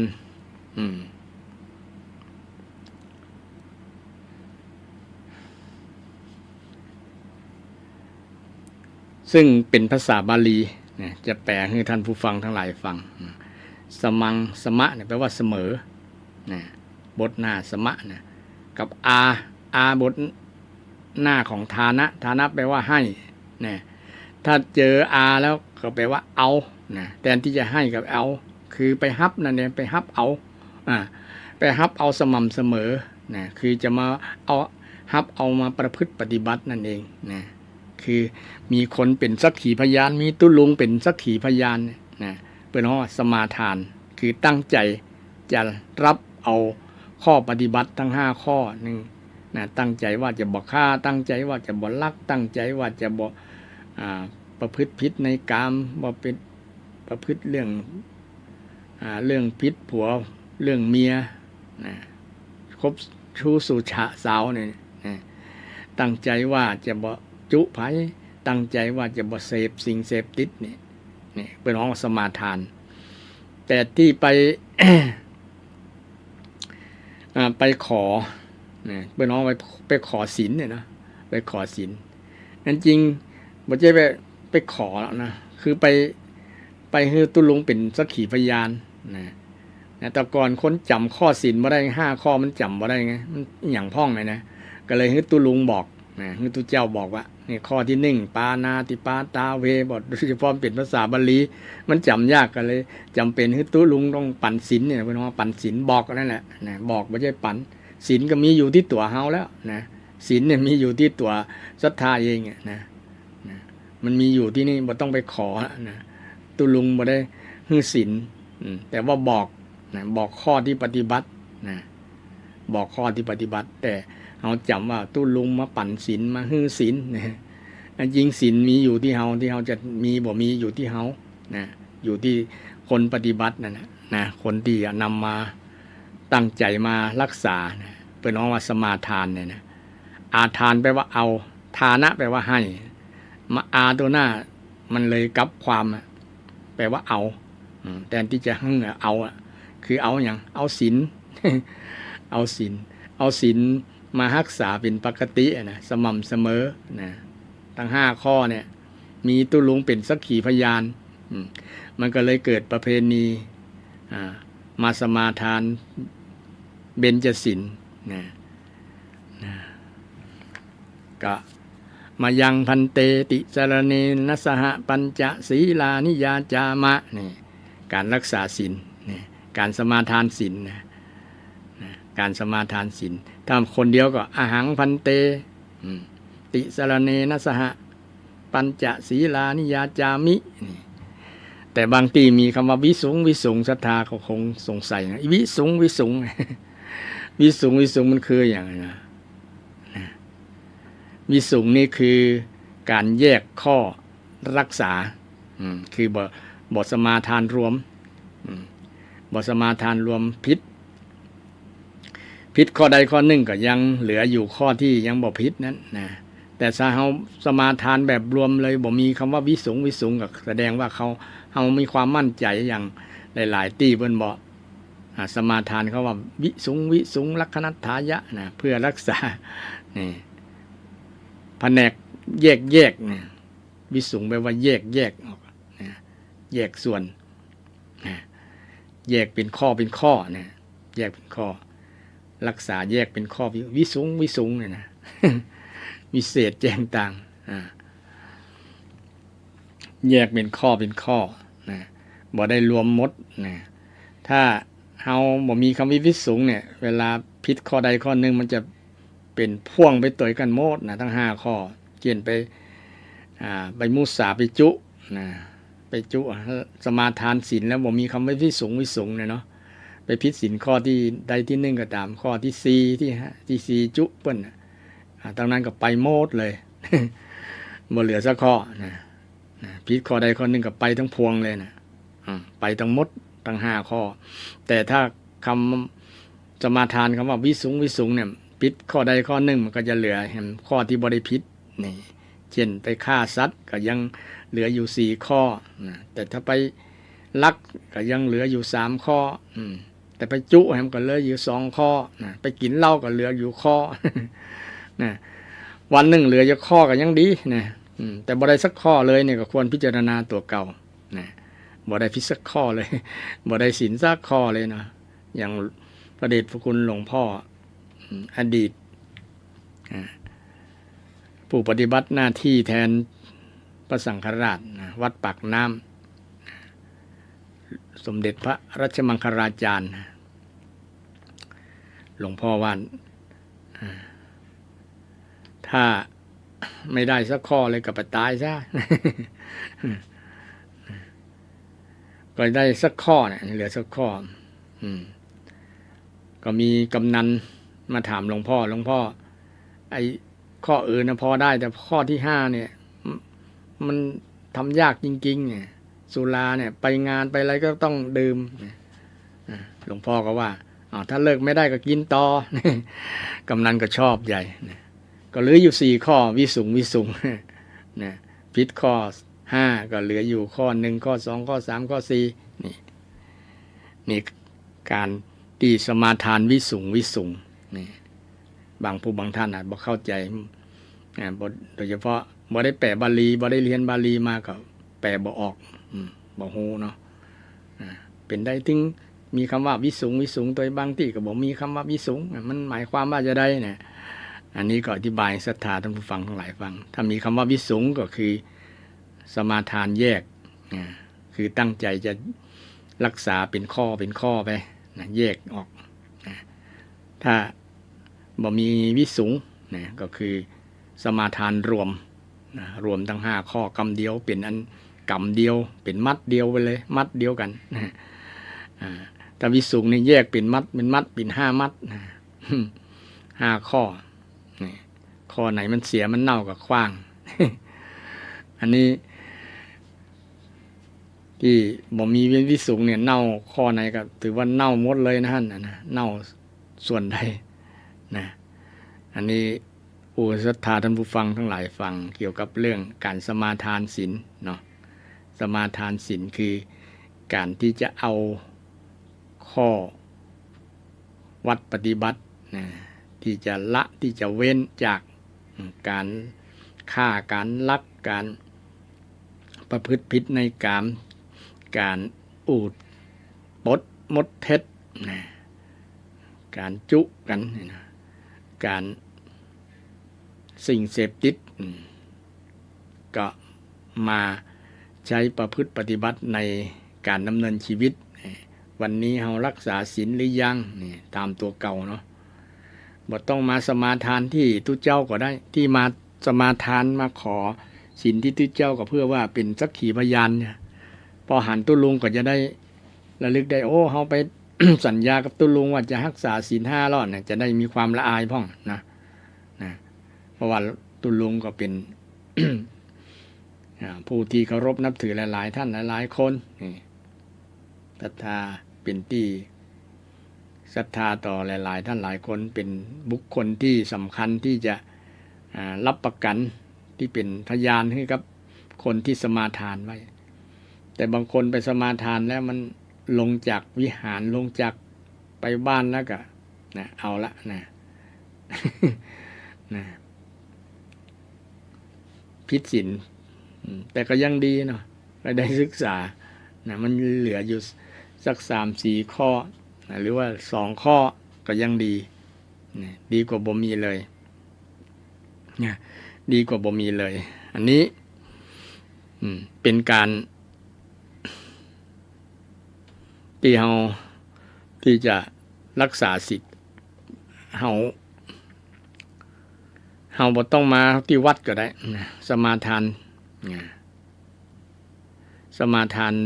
กับตัวเก่าแล้วนะกับหน้าพระพุทธรูปกับหน้าพระเจ้าที่อยู่บ้านเขานะเข้าไปในห้องแล้วก็อาหังพันเตติสรเนนะสหปัญจศีลานิยาจามะนะต่อพระเจ้านั่นก็ได้เป็นสักขีพยานนะข้าแต่ท่านผู้เจริญขอสมาทานเอาซึ่งเบญจศีล5 ข้อนะเพื่อรักษาลักขณัฏฐายะนะเพื่อรักษาเพื่อรักษาเพื่อระมัดระวังเพื่อจะได้สำรวมสำรวมที่แปลว่าศีลนะสำรวมระมัดระวังนะเวลาเราจะฆ่าสัตว์เราก็ระวังบ่ให้ฆ่าเราจะไปอยากได้ของไผก็จะบอกไปหยิบไปเอานะก็งดเว้นข้อนั้นก็จะมีศีลนะนึกถึงหัวอกเปิ้นว่าของฮักของเปิ้นนะเงินทองของเปิ้นถ้าเปิ้น นะของเปิ้นมันหายไปเปิ้นก็จะคงจะเสียดายนะคงจะเสียใจนะที่เฮาเอามาอย่างประมาณนั้นนึกถึงถ้าเป็นของเฮาแล้วเฮาทำหายหรือว่าคนลักไปเนี่ยเขาก็คงจะเสียใจเช่นเดียวกันนี่อันนี้เป็นการระลึกการระมัดระวังสำรวมเนี่ยที่จะรักษาศีลนะอยู่ที่บ้านบ่ต้องมาวัดก็ได้นะเป็นสมาทานวิรัตสมุจเฉทวิรัตนะสัมปัตตวิรัตเนี่ยเพิ่นว่าวิรัตแปลว่าการเว้นนะเว้นสัมปัตตวิรัตเวลาไปเจ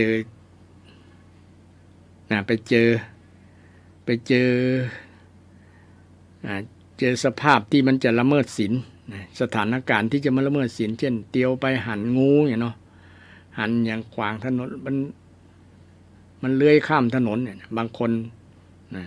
จะเอาอย่างไปทำร้ายไปฆ่ามันเลยหรอทั้งที่มันบ่มีความผิดอย่างนะแต่ด้วยความกลัวของคนเนาะกลัวว่ามันจะมานั้นมานี่นะแต่ที่ไล่มันไปก็ไปละเนาะไล่มันไปก็ไปละนะบ่ต้องไปฆ่ามันนี่เขาว่าสัมปัตตวิรัตคือเว้นจากที่ประสบกับสถานะที่เจอนั้นน่ะถือว่าเฮาก็มีศีลแล้วเฮางดเว้นช่วงที่เฮาไปเจอไปประสบกับเหตุการณ์นะเช่นเฮาไปประสบกับเงินลดโตเงินของคนที่ในกระเป๋ามันกำลังใกล้จะล่วงเฮาไปแมทเอาอย่างเนาะ ไปหยิบเอานะหรือว่าเขาเอาวางไว้แล้วเฮาไปเปี่ยเอามาอย่างนี้เฮานึกถึงหัวอกเฮานะว่าของเป็นที่ฮักคือทรัพย์สินเงินทองเนี่ยของเป็นที่ฮักของทุกคนนะของมีเจ้าของเนี่ยอทินนาทานานะอทินนาแปลว่าของที่เจ้าของไม่ได้ให้นะถ้าเจ้าของฮือแล้วก็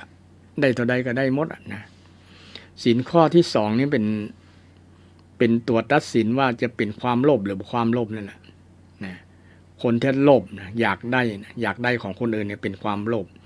ถ้าได้มาด้วยหยาดเหงื่อแรงงานด้วยลำแข้งตัวเก่ามันจะได้เป็นพันล้านก็บ่ถือว่าเป็นความโลภนะทำงานมันด้วยวิริยะความเพียรด้วยสมาธิด้วยสติปัญญาด้วยธรรมะที่ทำมาด้วยลำแข้งด้วยอาชีพเป็นสัมมาชีพบ่ผิดศีลผิดธรรมเนี่ยเงินทองที่หาได้มาเนี่ยบ่ถือว่าความโลภบางคนไปตีความหมายความโลภก็คือคนที่ ได้แล้วนะนักๆหลายๆมันขี้โลภนะขี้โลภนี่คือคนที่เอาของคนอื่นนะเอาของคนที่บ่ได้ฮื้อเนี่ยคือขี้โลภนะคนที่ขี้โลภนะคือเป็นผิดศีลข้อที่สองนั่นเองนะเปิ้นฮื้อมีสัมมาชีพทำมาหากินด้วยลำแข้งตัวเก่าบ่ไปลักขโมยไผเนี่ยนี่ถ้าคนทำแล้ว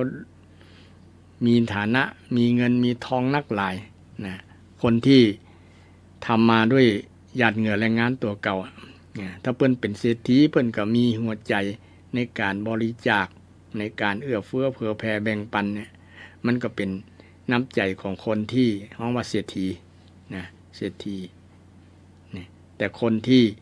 บ่ปอเนี่ยได้ตัวใดก็บ่ปอคืออยากหันของคนอื่นแล้วก็อยากหันทรัพย์ของคนอื่นดีงามก็อยากจะได้มาเป็นเจ้าของเนี่ยนี่แหละขี้โลภตัวจริง ผิดศีลข้อที่สองนี่ขี้โลภตัวจริงนะขี้โลภะตัวจริงอยากได้เนี่ยนะถ้าคนอยากได้ในทางที่ถูกมันก็เป็นบ่เป็นกิเลสมันบ่เป็นความโลภนะอยากได้ด้วยฉันทะนะมีฉันทะบ่ได้อยากด้วยตัณหานะบางคนอยากได้ตัณหาคืออยากได้ด้วยสิ่งที่บ่ถูกต้องนะคืออยากจะเอาของคนอื่นมาเป็นของตัวเก่าเช่นอยากได้เงินของเขาด้วยการปล้นด้วยการหลอกลวงด้วยการกลมายาต่างๆเนี่ยนะเอามาแล้วมาเป็นเจ้าของเนี่ยถือว่าเป็นความโลภมันผิดอนิทินนาทานอทินนาทานาคือสิ่งที่เจ้าของไม่ได้ให้แปลว่าไม่นะทินคือไม่ได้ให้นะแปลว่าไม่ได้ให้นะเอาสิ่งที่เจ้าของไม่ได้ให้นะ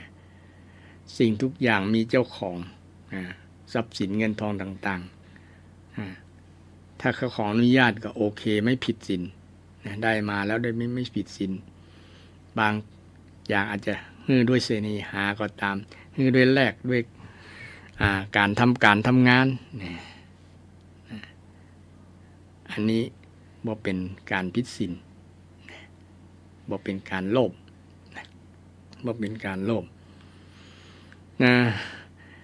ศี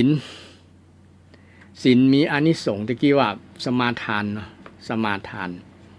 ไปเจอสัมปัตตวิรัตสมาทานวิรัตและสมุทเฉวิรัตอันนี้เป็นศีลของพระอริยบุคคลพระอรหันต์เป็นต้นเนาะเพิ่นมีศีลโดยบ่ต้องไปสมาทานบ่ต้องไปอย่างละนะมันผ่านมันหมดละนะมีศีลโดยปริยายคือเปิ้นจะบ่ละเมิดนะบ่มีสถานะที่จะบ่ละเมิดไปฆ่าไผไปลักของไผนะอริยบุคคลโดยเฉพาะศีล5ข้อเนี่ยจะบริสุทธิ์หมดจดบริสุทธิ์หมดจดอย่างนางวิสาขาเนี่ยโสดาบันนะถือว่าเป็นอริยบุคคลนะที่ยังเป็นคนเป็นยังครองความเป็นคนไม่ใช่พระนะแต่บนห้องพระอริยบุคคลอยู่เพราะว่าประเสริฐด้วยคุณธรรมนะคนบ้านนี้ก็เป็นพระได้ถ้ามีคุณธรรมละกิเลส3ข้อได้โสดาบันนะละกิเลส3ข้อได้3ข้อนี้เคยอู้บ่อยๆนะสักกายทิฏฐิคือละความเป็นตัวบ่มีอัตตาละไม่มีตัวกูของกูละนะละได้มีแต่รูปกับนามนะรูปกับนามนะพอชีวิตตัวเก่านี่ก็รูปกับนามไม่มีตัวเราอย่างอาตมาถ้าไม่มีชื่อพระครูสิรินะมีแต่รูปกับนามนี่สมมุตินะมีแต่รูปกับนามบางคนว่าท่าน ยามนี่บ่ใช่ของตุลุงนะบ่มี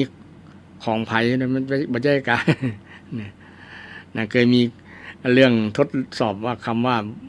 ไม่มีตัวกูของกูเนาะทดสอบขี้เหล้ามันฟังเทศตุลุงเทศเรื่องนั้นไม่มีตัวกูของกู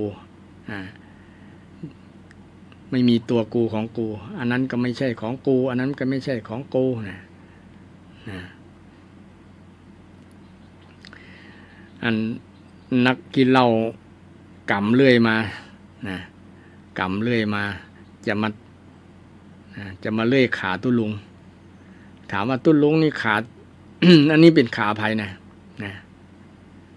ตุลุงก็ตอบว่าบ่ใช่ขาตุลุงนะมันเป็นรูปกับนามท่านผมจะเลื่อยขานี่เนอะที่มันใจของตุลุงเนี่ยตุลุงก็บอกว่า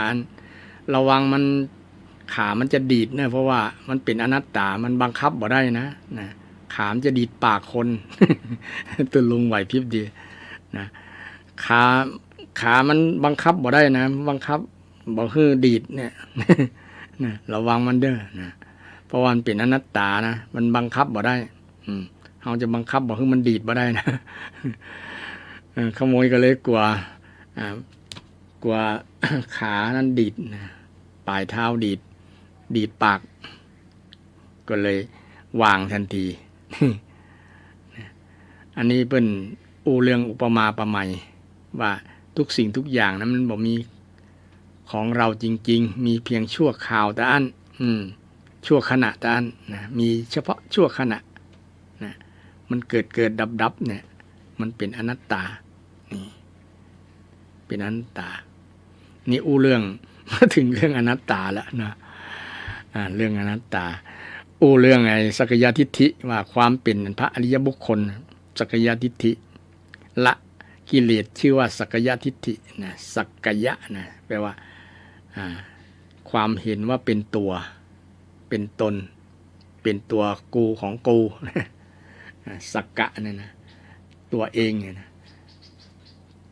ความเห็นว่าเป็นตัวเองเป็นตัวของเราจริงมันเป็น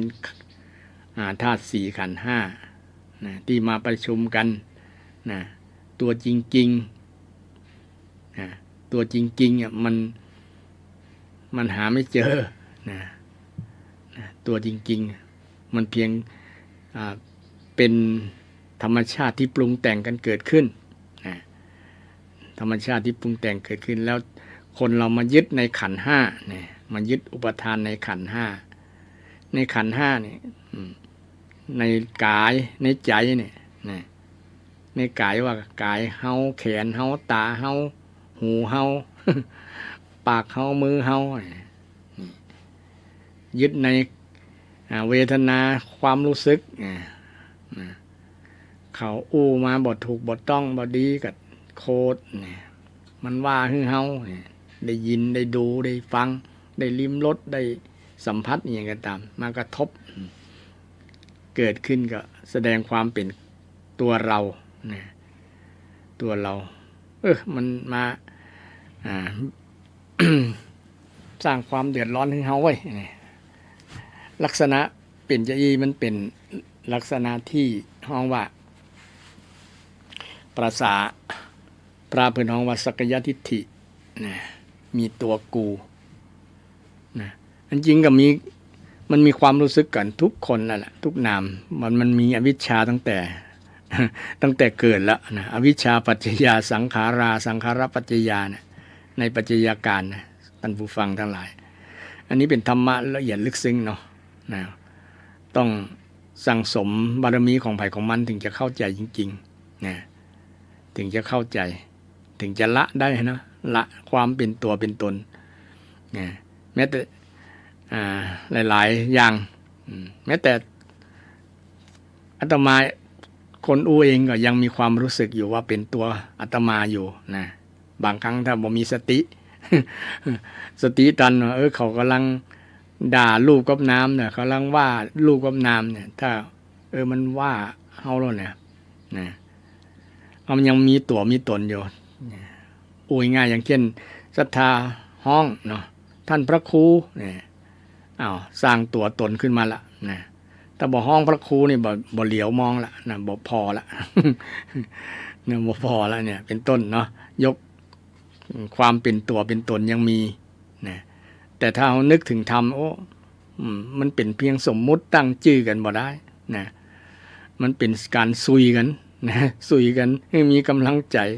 ว่านี่เป็นพระครูเนอะนะแต่ความเป็นพระครูจริงๆมันอยู่ที่เนี่ยการละธรรมะธรรมชาติที่ห้องว่ากิเลสเป็นเครื่องผูกซัด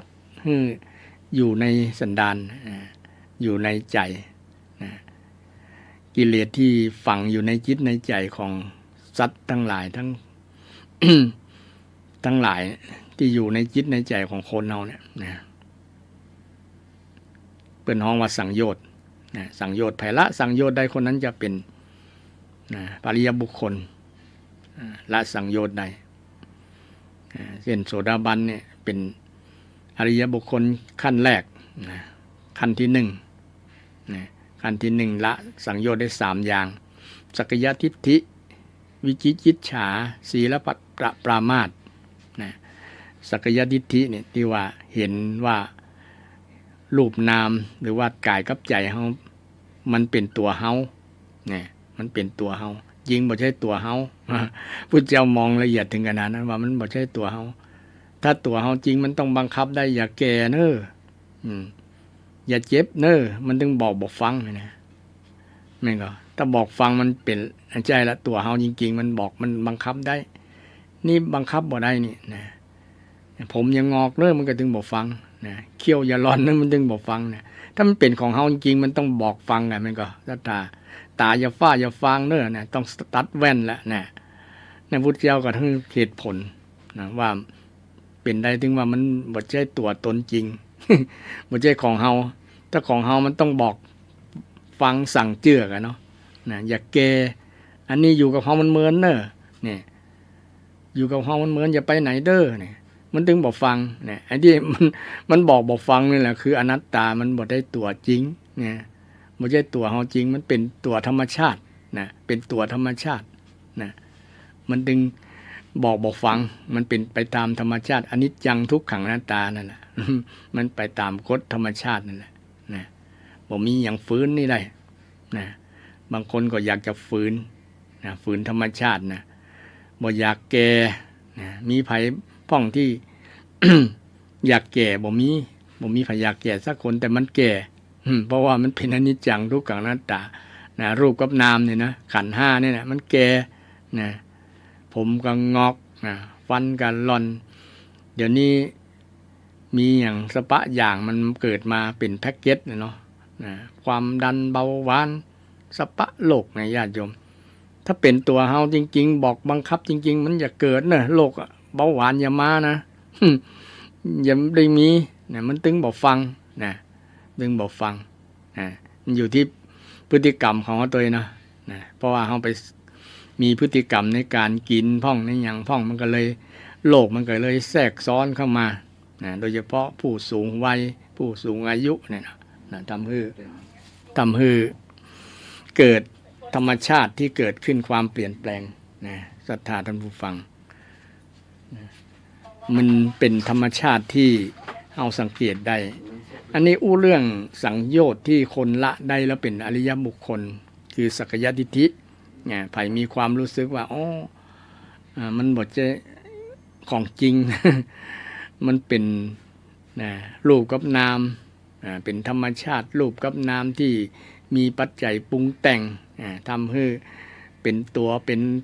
ตนขึ้นมาที่เราสำคัญว่าเป็นตัวเป็นตนที่เขาตั้งชื่อกันมันเป็นการสมมุตินะการตั้งชื่อนะเพื่อสื่อสารนี่เข้าใจนะชื่อนั้นชื่อนี้นี่อย่างอาตมาชื่อพระครูสิรินะก็เพื่อง่ายต่อการสื่อสารกันห้องกันสื่อสารกันนะจะได้บ่ยุ่งยากถ้ามันจะยุ่งยากกันถ้าชื่อซ้ำกันหมดนะรูปกับนามอันนี้กับรูปกับนามอันนี้กับรูปกับนามอันนั้นกับขันธ์5ไปทางใด ห้องกันขันธ์5หมดอย่างเงี้ย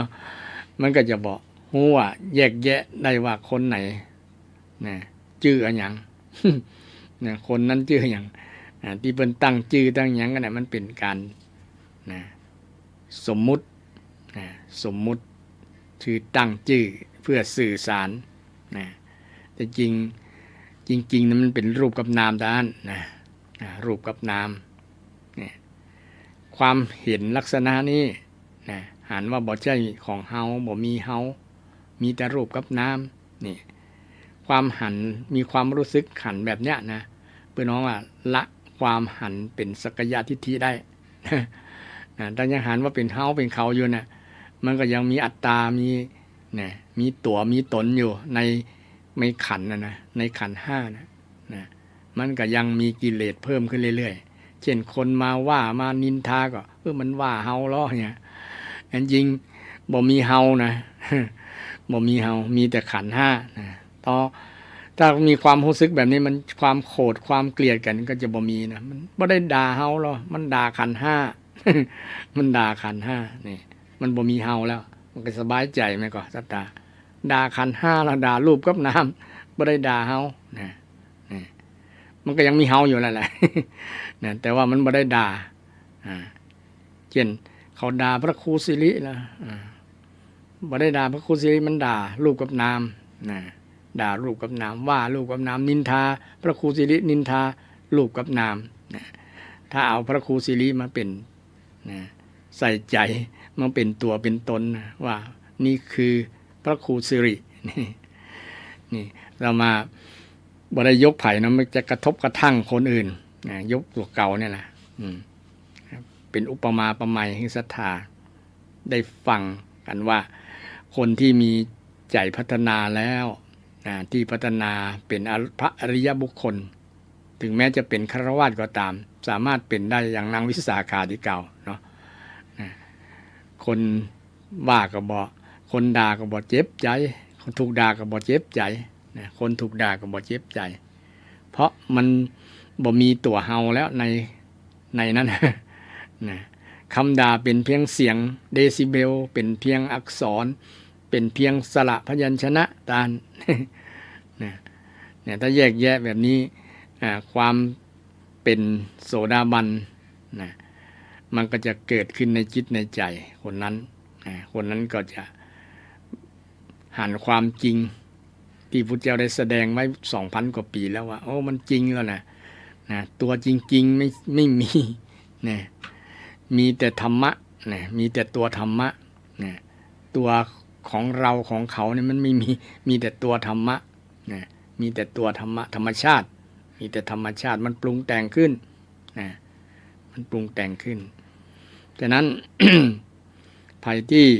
จะเป็นพระอริยบุคคลเนี่ยละสักยทิฏฐิได้ก็ได้ไปข้อหนึ่งละข้อที่สองวิจิกิจฉาบ่ลังเลสงสัยเรื่องในพระรัตนตรัยบ่ลังเลสงสัยในเรื่องบุญเรื่องบาปเรื่องชาติหน้ามีสวรรค์มีนรกมีหมู่เนี่ยบ่สงสัยในพระรัตนตรัยในพระพุทธพระธรรมพระสงฆ์พระพุทธเจ้ามีแต่ก็มันปลุกแต่งเรื่องอุปโลกกันขึ้นก้านี่บางคนก็สงสัยจนไปดูที่ประเทศอินเดียประเทศเนปาลที่เกิดมีรักมีฐานจึงจะเชื่อขึ้นมาได้เป็นบุคคลที่มีจริงในโลกบ่ได้อุปโลกยกเรื่องขึ้นมาแต่งขึ้นมาเป็นบุคคลที่มีจริงในประวัติศาสตร์นี่ก็เกิดความศรัทธาว่าพุทธเจ้ามีแต่เราบ่ได้อุปโลกนี่พระธรรมมีแต่ก็เปิ้นแต่งเอาก้าเปิ้นเขียนเอาก้าธรรมะธรรมะก็คือธรรมชาติที่พระเจ้าได้ตรัสรู้เนี่ยก็มีจริงอยู่แล้วธรรมชาติมีจริงเขาพิสูจน์ได้ธรรมะนะอย่างธาตุขันธ์ในหมู่นี้ก็มีจริงอยู่แล้วมันก็รูปมันทำนามธรรมก็เป็นธรรมะธรรมะและสิ่งที่เป็นธรรมะคุณที่เป็นคุณงามความดีที่เป็นคุณธรรมที่เป็นประโยชน์ต่อคนที่ปฏิบัติต่อกันเป็นห้องคุณธรรมเนาะหรือว่าจริยธรรมธรรมที่ประพฤติปฏิบัติต่อกันเช่นลูกปฏิบัติต่อพ่อต่อแม่เนี่ยเป็นจริยธรรมเป็นคุณธรรมที่ลูกควรทำเป็นหน้าที่เนี่ยก็มีจริงทำแล้วเป็นประโยชน์ดีงามบ่มีโทษเป็นมงคลชีวิตเนี่ยธรรมะเหล่านี้เป็นธรรมรัตนะเอามาศึกษาแล้วธรรมะเนี่ยเป็นที่ปึ้งเป็นสรณะของเฮาดีแต่ล้อเนี่ยเฮาก็บ่สงสัยว่าธรรมะมันมีจริงสวากขาโตพุทธเจ้าตรัสดีแล้วตรัสถูกแล้วถูกแล้วถูกต้องสวากขาโตภควตาธัมโมพระผู้มีพระภาคตรัสธรรมะ ที่พระพุทธเจ้าเนี่ยตัดนะถูกต้องนะสวากขาตธรรมตัดถูกต้องบ่มีภัยแย้งได้นะบ่ บ่ได้อู้เอาใจไผบ่ได้ยกย่องไผนะบ่ได้คูไผนะคำสอนของพระองค์นะสามารถพิสูจน์ได้เอหิปัสสิโกเนี่ยนะเชิญมาพิสูจน์ภัยที่มีความสงสัยวิจิกิจฉาลังเลสงสัยในคำสอนของพระเจ้าเนี่ยพระองค์ได้ให้ท้าทายให้พิสูจน์เลยเหรอนะเอหิปัสสิโกนะจงมาตรวจจงมาดูนะเอหิเนี่ยจงมาดูปัสสิโกมาดูมาพิสูจน์ดูนะมาพิสูจน์ดูมาศึกษามาปฏิบัติดูนะเอหิปัสสิโกนะเอหิปัสสิโกอากาลิโกนะธรรมะของพระพุทธเจ้านะเป็นอากาลิโกไม่ประกอบด้วยการไม่ขึ้นกับกาลสมัยจะสมัยใดก็ตามนะมันก็ยังได้มันเป็นธรรมะเป็นความจริงอยู่มีอยู่ตลอดดีตลอดนะเช่นศีลห้าเนี่ยมันก็เป็นอากาลิโกไม่ล้าสมัยศรัทธาอากาลิโกบ่ล้าสมัยนะศีลเนี่ยนะไฟเป็นอาภรณ์ที่ใส่ได้งามทุกสมัยเลยนะแล้วก็งามทุกเพศทุกวัยนะว่าเป็นลูกเป็นพ่อเป็นแม่ใส่ศีลแล้วเนี่ยนะงามตลอดนี่เป็นอากาลิโกศีลก็เป็นธรรมะข้อหนึ่งเป็นรัตนไตรัยเป็นธรรมรัตนะนะเป็นธรรมรัตนะที่เป็นที่เปิ้งด้วยเป็นธรรมะเป็นที่เปิ้งของคนเฮาด้วยนะเป็นสาระเป็นที่เปิ้งฉะนั้น ศีลนะศีลเป็นธรรมะนะเป็นธรรมรัตนะนะเป็นรัตนไตรัยในรัตนะทั้ง3ประการนะคนที่มีความเข้าใจแล้วก็ศึกษาธรรมคำสอนแล้วหายข้อสงสัยว่าโอ้ธรรมะแต่ละถูกต้องดีงามมีประโยชน์นะมีประโยชน์แล้วนำมาใช้ได้กับชีวิตนะมีประโยชน์บ่ใช่ของล้าสมัยใช้ได้ตลอดกาลเวลานะเช่นศีลเนี่ยนะใช้ได้ตลอดเวลาใครมีศีลคนนั้นก็งามตลอดมีความสุขตลอดนะอันนี้เป็นธรรมชาติของนะคำสอนที่พระพุทธเจ้าได้สอนนะเพราะว่าศีลธรรมก็เป็นธรรมชาติเป็นธรรมะนะธรรมรัตนะที่เป็นคำสอนที่พระพุทธเจ้าได้สอน 2,000 กว่าปีนะ 2,500 กว่าปีมาแล้วท่านผู้ฟังทั้งหลายนะเรื่องพระสงฆ์นะพระสงฆ์บางโดยเฉพาะรัตนะ2ข้างต้นนี้คนจะบ่มีข้อเคลือบแคลงสงสัยอย่างเนาะแต่โดยยุคหลังๆเนี่ยคนจะสงสัยเรื่องพระสงฆ์นะแล้วก็คนมีความเข้าใจพระสงฆ์อาจจะว่าบ่ถูกต้องกับบ่เชิงนะเช่นคำว่าพระสงฆ์พระแปลว่าผู้ประเสริฐนะสังฆะแปลว่าหมู่หรือว่าพวกคณะอะไรเนาะก็แปลรวมกับว่าผู้ประเสริฐนะหมู่คณะผู้ประเสริฐนะหมู่คณะผู้ประเสริฐคือพระสงฆ์นะผู้ที่ประเสริฐด้วยอย่างด้วยคุณธรรมด้วยธรรมะด้วยคุณธรรมด้วยคุณงามความดีเช่นอย่างอริยบุคคลเนี่ยเป็นผู้ประเสริฐนะตั้งแต่โสดาบันสกทาคามีอนาคามีและพระอรหันต์4จำพวกบุคคล4จำพวกที่เป็นพระอริยบุคคลเนี่ยคือพระสงฆ์สังฆรัตนะแต่พระสงฆ์ที่อย่างอาตมาภาพคนนี้เป็นสมมุติสงฆ์ที่กำลังอยู่ในช่วงคัดเกลานะอยู่โดยใช้เก่าถ้าบำเพ็ญบารมีสั่งสมบารมีเป็นเมินๆอาจจะได้เป็นพระอริยบุคคลนี่เป็นต้นนะบางคนอาจไม่ได้บางรูปอาจจะไม่ได้เป็นอาจจะมรณภาพไปก่อนนี่เป็นต้นมันอยู่ที่การสั่งสมบารมีนะสั่งสมขันติบารมีวิริยะบารมีนะปัญญาบารมีนี่สั่งสมบารมีนะมีวาสนาบารมีนั่นแหละนะสั่งสมไปเรื่อยๆนะพระพุทธองค์สั่งสมเป็นหลายแสนกัปนะหลายแสนกัปที่ กว่าจะมาเป็นกว่าจะเป็นพระสัมมาสัมพุทธเจ้าฉะนั้นเฮาก็ค่อยสั่งสมไปแต่ก็บ่เหลือวิสัยในคำสอนที่พระพุทธองค์ได้ตรัสไว้ในมหาสติปัฏฐานสูตรนะคนใดปฏิบัติตามมหาสติปัฏฐานสูตรสตินี่คือสัมมาสตินะ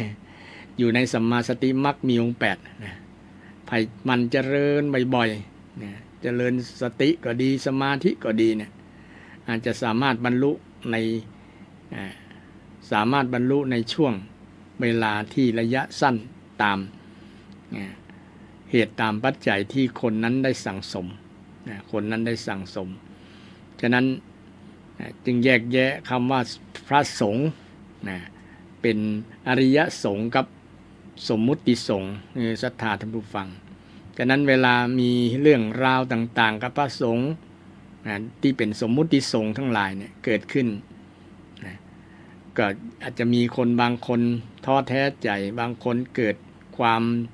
เบื่อหน่ายเกิดความเสื่อมศรัทธาต่อสมมุติสงฆ์หลายๆรูปหลายๆท่านนะหลายๆท่านหลายๆคน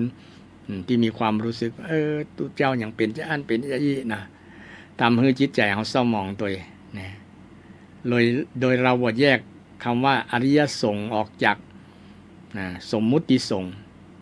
สมมุติสงฆ์นี้ตราบใดที่ยังบ่ได้อริยสงฆ์นี่ทำพิษใดตลอดศรัทธาท่านผู้ฟังโดยเฉพาะพิษวินัยถ้ายังบ่บรรลุธรรมบ่พัฒนาตัวเก่าเนี่ยยังสามารถที่จะพลาดพลั้งเผลอทำความผิดวินัยได้ตลอดมันจึงมีเรื่องราวตามข่าวตามหน้านั้นสื่อต่างๆว่าตุเจ้าตนนั้นตุเจ้าตนนี้อันนั้นเป็นธรรมชาติธรรมดาที่บุคคลที่ยังบ่บรรลุอริยสงฆ์บุคคลที่ยังบ่บรรลุอริยสงฆ์ย่อมผิดพลาดได้ย่อมผิดพลาดได้ต่อเมื่อได้เป็นพระอรหันต์แล้วนั่นแหละยังมั่นใจมั่นอกมั่นใจได้ศรัทธาเป็นอริยบุคคลพระอริยบุคคลที่เรากราบได้สนิทใจถ้าคิดเป็นเปอร์เซ็นต์ก็คงมีน้อยแล้วเนาะถ้าบุคคลที่ประสงค์ที่จะเป็นอริยบุคคลขั้นพระอรหันต์พระอรหันต์ที่หมดสิ้นกิเลสทั้งหลายหมดแล้วแต่ก็ยังน่าจะมีอยู่นักอยู่ศรัทธาแต่ถ้าคิดเป็นเปอร์เซ็นต์ก็น้อยเนาะในเมืองไทยของเราเนี่ยก็มีน่าจะลองเอาสังโยชน์ไปจับก็ได้เนาะไผละสังโยชน์10ประการนั้นก็ถือว่าเป็นพระอรหันต์เนาะวันน่าจะนำสังโยชน์10ประการมาเล่าเนาะมาเล่าศรัทธาไผละสังโยชน์ใดละกิเลส10อย่างได้นะไผละกิเลส3อย่างได้เป็นโสดาบันไผละกิเลส3อย่างข้างต้นโดยเฉียบขาดมีก็เป็นพระสกทาคามีไผละสังโยชน์5ในเบื้องต้นได้ก็เป็นอนาคามีไผละสังโยชน์10อย่างทั้งหมดได้ก็เป็นพระอรหันต์นี่วันพุธหน้าเนาะถ้าบ่ติดอย่างถ้าบ่มีเหตุที่จะ บ่ได้มาก็จะละไปก็จะนำมาฝากมาศรัทธาญาติโยมเกี่ยวกับเรื่องความเป็นพระอริยบุคคลตามหลักคำสอนตามหลักที่ได้เรียนศึกษามานำมามาจาศรัทธาญาติโยมแต่ท่านใดที่มีความสงสัยต้องแยกแยะว่าให้เข้าใจว่านี้อริยบุคคลนี้เปิ้นบ่ทำผิดแน่นอนแต่พระสมมุติสงฆ์อริยบุคคลนี้บ่ทำผิดแต่สมมุติสงฆ์อริยสงฆ์นี้เพิ่นบ่ทำผิด แต่สมมุติสงฆ์ย่อมผิดพลาดได้ตลอดกาลเวลาแม้แต่สมัยพุทธกาลก็มีอยู่ศรัทธามีเปเลอะนะแต่มันบ่เป็นข่าวเพราะว่ามันบ่มีสื่อต่างๆที่ได้หันเดี๋ยวนี้เหตุเกิดที่ไหนก็ทุกมุมโลกมันก็สามารถฮู้จักได้ทันทีเนาะเพราะว่ามันเป็นเครือข่ายเป็นอินเทอร์เน็ตนะสามารถที่จะเชื่อมถึงกันได้ทั่วโลกนะโลกทั้งใบเกิดที่ไหนได้ฮู้ที่นั่นได้หันที่นั่นได้ยินที่นั่นได้สบายนะแต่ก่อนมันบ่มีนะสมัยพุทธกาลนะมีแต่โทรจิตเนี่ยนะมีแต่จิตที่ใช้จิตสัมผัสเอานะใจเรื่องจิตนะที่ฮู้ได้ด้วยจิตฮู้จิตใจของคนอื่นเนี่ยจึงเป็นความสามารถของพระอริยบุคคลนะที่เพิ่นมีความสามารถที่ฮู้จิตฮู้ใจนะและมีแสดงอิทธิฤทธิปาฏิหาริย์ต่างๆกับอริยบุคคลทั้งนั้นแต่พระสมมุติสงฆ์เนี่ยบ่สามารถแสดงฤทธิ์อย่างต่างๆนะได้เพราะว่าเพิ่นมีคุณสมบัติบ่ถึงนะมีคุณสมบัติบ่ถึงอันนี้ความเข้าใจให้กับศรัทธาท่านผู้ฟังทั้งหลายได้แยกแยะกับสังฆรัตนะบรรดาที่กล่าวมารัตนตรัยทั้ง3ประการคือพระพุทธพระธรรมพระสงฆ์เนี่ยไผบ่มีความเครียดแคลงสงสัยคนนั้นก็ชื่อว่าละความเครือบแคลงสงสัยความเป็นโสดาบันก็เคลือบคลานเข้ามานะโอ้ข้าเจ้าบ่สงสัยละนะในพระรัตนตรัยพระพุทธพระธรรมพระสงฆ์บ่สงสัยอย่างกราบสนิทใจไม่ว่าจะเป็นพระสงฆ์ก็ตามพระธรรมพระพุทธเจ้าก็ตามนะเชื่อมั่นคงศรัทธามั่นคงในพระรัตนตรัยเนี่ยถือว่าเป็นความโชคดีนะศรัทธานะเอาบ่สงสัยในพระรัตนตรัยแล้วก็ข้อที่3ที่พระโสดาบันละได้ก็คือศีลพัตตปรามาสนะศีลพัตตปรามาสก็คือการรูปคำนะรูปคำศีลพจน์นะรูปคำศีลพจน์หรือข้อปฏิบัติที่มันนอกเหนือจากคำสอนของพระพุทธเจ้านะพระพุทธเจ้าบ่ได้สอนไว้แต่ไปประพฤติปฏิบัติเนี่ยก็เข้าใจว่ามันเป็นศีลพจน์ศีลข้อปฏิบัติที่จะนำไปสู่การหลุดพ้นอย่างต่างๆนะหรือบรรลุวัตถุประสงค์ต่างๆเนี่ยเปิ้นฮ้องว่าศีลพัตตปรามาสนะรูปคลำเหมือนคนรูปคลำมันบ่ไปได้ถึงสิ่งที่ถูกต้องจับถูกทำนะไปรูปคำมันบ่ถึงแก่นแท้เพียงรูปคำไปบ่ถึงโดยการข้อปฏิบัติต่างๆที่มันบ่ใช่คำสอนนะบ่ใช่คำสอนพุทธเจ้านะไผละได้คนนั้นก็ชื่อว่าเป็นพระโสดาบันนะคือยึดหลักปฏิบัติตามคำสอนนั่นเองนะตามธรรมะที่พระเจ้าได้สอนบ่ไปปฏิบัตินอกเหนือนั้นนะปฏิบัตินอกเหนือนั้นชื่อว่าศีลพัตตปรามาสละได้นะก็มาก็เหลือเวลาสัก 2-3 นาทีนะศรัทธาท่านใดอยากจะกลิ้งกลางมาก็ยังมีเวลาอยู่เด้อนะ053114332วันนี้เรื่องศีลนะเรื่องศีลนะเรื่องศีลก็ยังมาจบตัวนะเอาไว้พุทธหน้าเนาะนะโดยเฉพาะอานิสงส์ประโยชน์ของศีลอานิสงส์ประโยชน์ของศีลนะตะกี้เรื่องของพระอริยบุคคลนะพระอริยบุคคลที่เป็นผู้ที่ฮ้องว่าเป็นรัตนะเป็นที่เปิ้งของคนเฮานะในรัตนะหนึ่งเป็นสังฆรัตนะคือพระอริยบุคคลนะพระอริยสงฆ์บ่ใช่สมมุติสงฆ์นะถ้าสมมุติสงฆ์นี้ก็ยังอยู่ในขั้นที่กำลังพัฒนากำลังคัดเก่ากำลังฝึกฝนตัวเก่ากำลังศึกษาเล่าเรียนกำลังปฏิบัตินั่นอยู่เพื่อให้เกิดมรรคผลนะมรรคผลเกิดขึ้นตามที่ได้ศึกษาเราเรียนมาและจะนำไปสู่การเป็นพระ อริยบุคคลต่อไปนะวันนี้ได้นำธรรมะเรื่องศีลมาฝากกับท่านผู้ฟังทั้งหลายนะก็มาถึงช่วงสุดท้ายก็ขอนำรายการ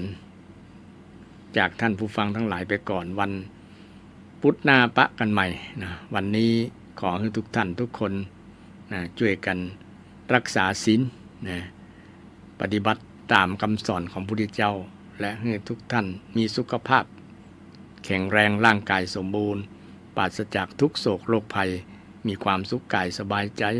เจริญด้วยอายุวันนะสุขะพระปฏิภาณธรรมสารคุณสารสมบัติทุกท่านทุกคนเทินเจริญพร